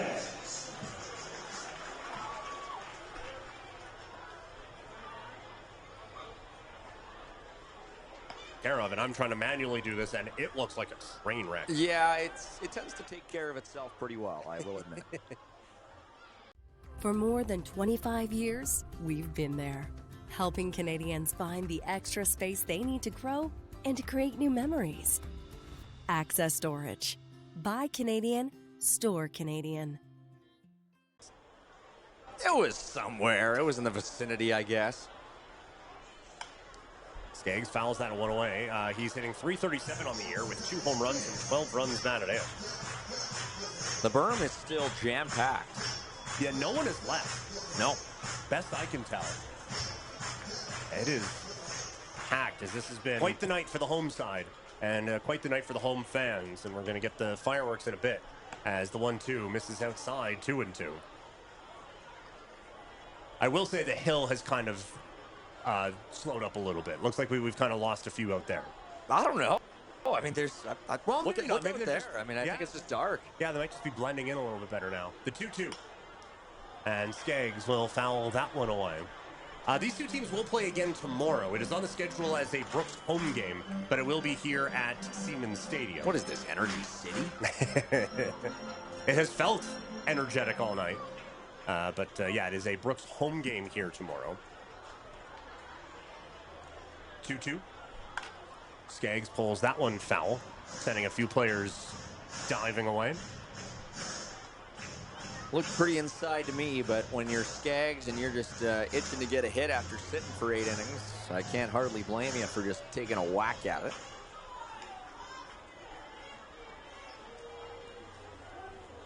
Ready once again with the 2-2 pitch. Swing and a miss, strike 3. It's a nice pitch.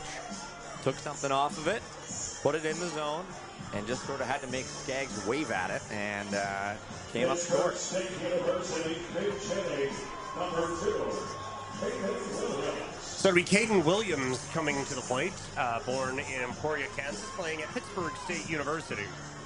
Williams hitting .285 on the year with 10 runs batted in and 4 doubles, and the rest is still unwritten. Ha!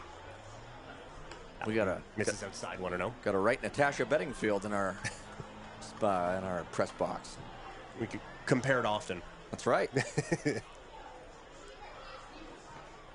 Another good year for Williams after hitting .307 with the Dawgs last year. He'll golf this one out to right center field, charging in on it and making the play to end the inning. That is Matthews out in center. So he hit a bomb last inning and makes the play to wrap this one up. 9th inning we go here at Siemens Stadium. Dawgs by plenty here on FloCollege.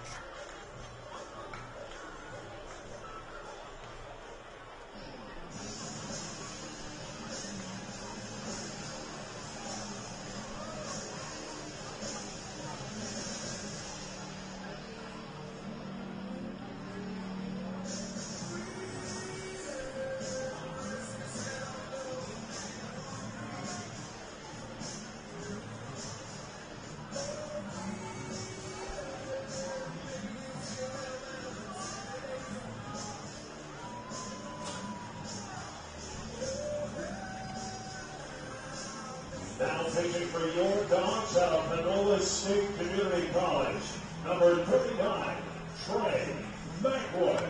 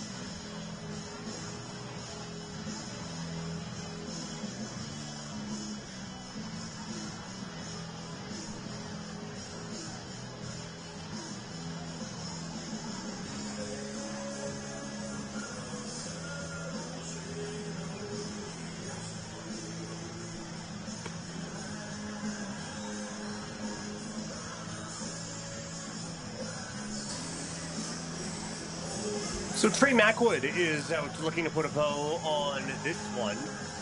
Mackwood making his 14th appearance here in the 9th inning. He is 0-1 with 4.69 ERA, 15 and a third innings, pitched 12 strikeouts, 9 walks, scattering 12 hits. I will admit I'm a little surprised to see Mackwood in. I thought the Dawgs might throw in maybe a lesser-known arm, maybe a position player, but granted, when they have gone with a full rotation of their lineup, there might not be any position players left to put on the mound. Yeah, they've kind of ran through everyone.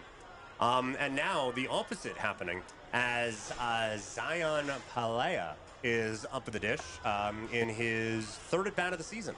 And he has not gotten a hit in either of them. In fact, the two previously, he struck out in both.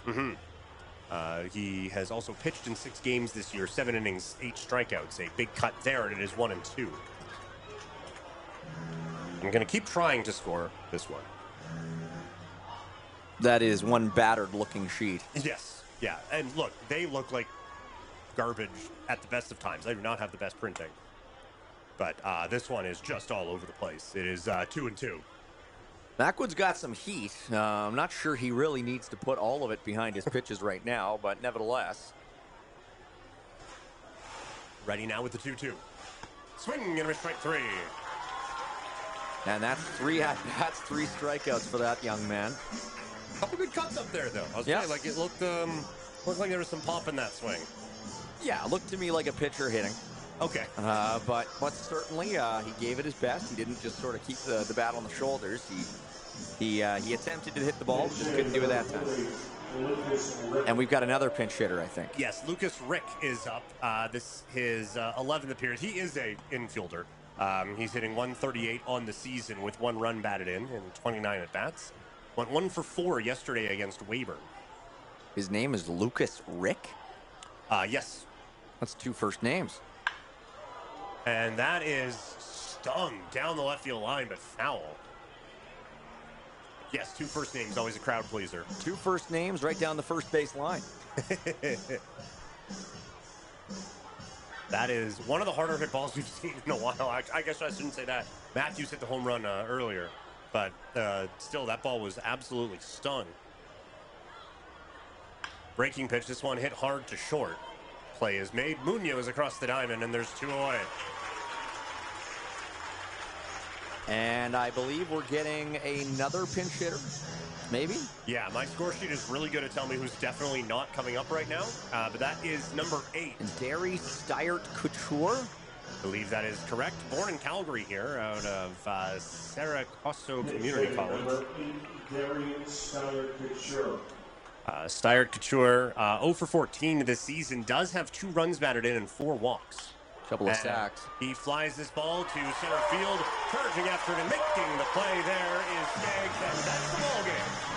The Okotoks Dawgs bring 15 up in a 9-run 7th inning, helping them put away the Bombers. The win streak is now 7, and it is a Canada Day victory for Okotoks in front of a packed, energetic Siemens Stadium here tonight. Dawgs picking up 15 runs on 16 hits with no errors. Bombers scored 4 runs, 7 hits, and 3 errors. And Mike, we came into this one talking about the offense. 15 runs, I'd say we kind of hit that one on the head. Yeah. 4 walks. I want to say 3 hits by pitches. It was a game full of free passes for the Dawgs, and they took full advantage. And even then, they still leave the bases loaded in that 7th inning. It wasn't like they maximized their true offensive potential tonight. But that said, not a whole lot of teams can put up 15 runs, and less consistently, as the Dawgs certainly do. They are capable of putting up this offense, especially against teams that are lower than them in the standings, which most of them are. And tonight they fulfill the promise of what a three-peat team is. They managed to do something really impressive. They bat around, they just pour on the offense, and they come away with a big Canada Day win.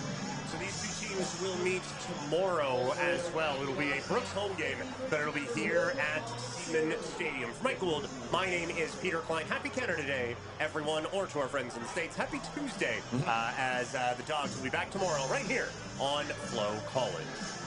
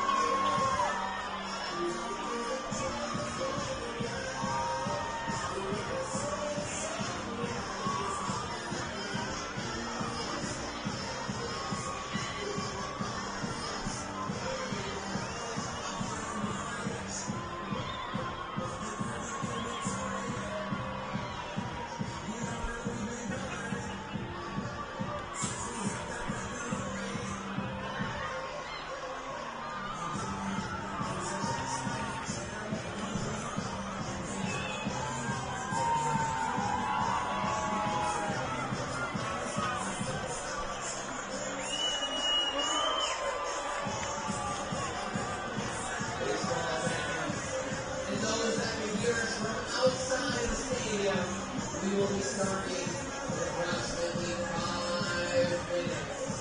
5 minutes. Who's ready for some Canada Day fireworks?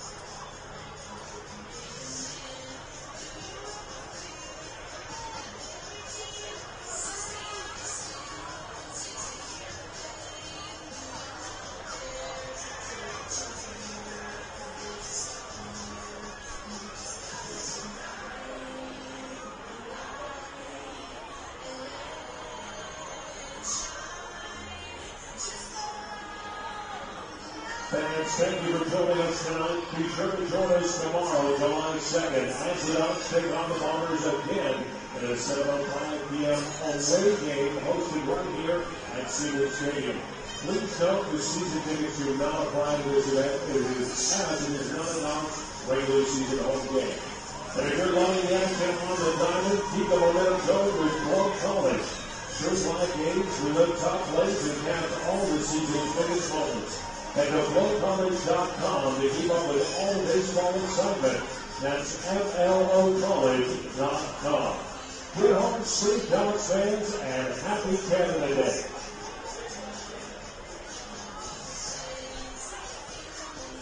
Our 50-50 is a phenomenal $7,382.50 going to a C ticket. C23344. Again, that is C23344. Congratulations, you have won $7,382.50.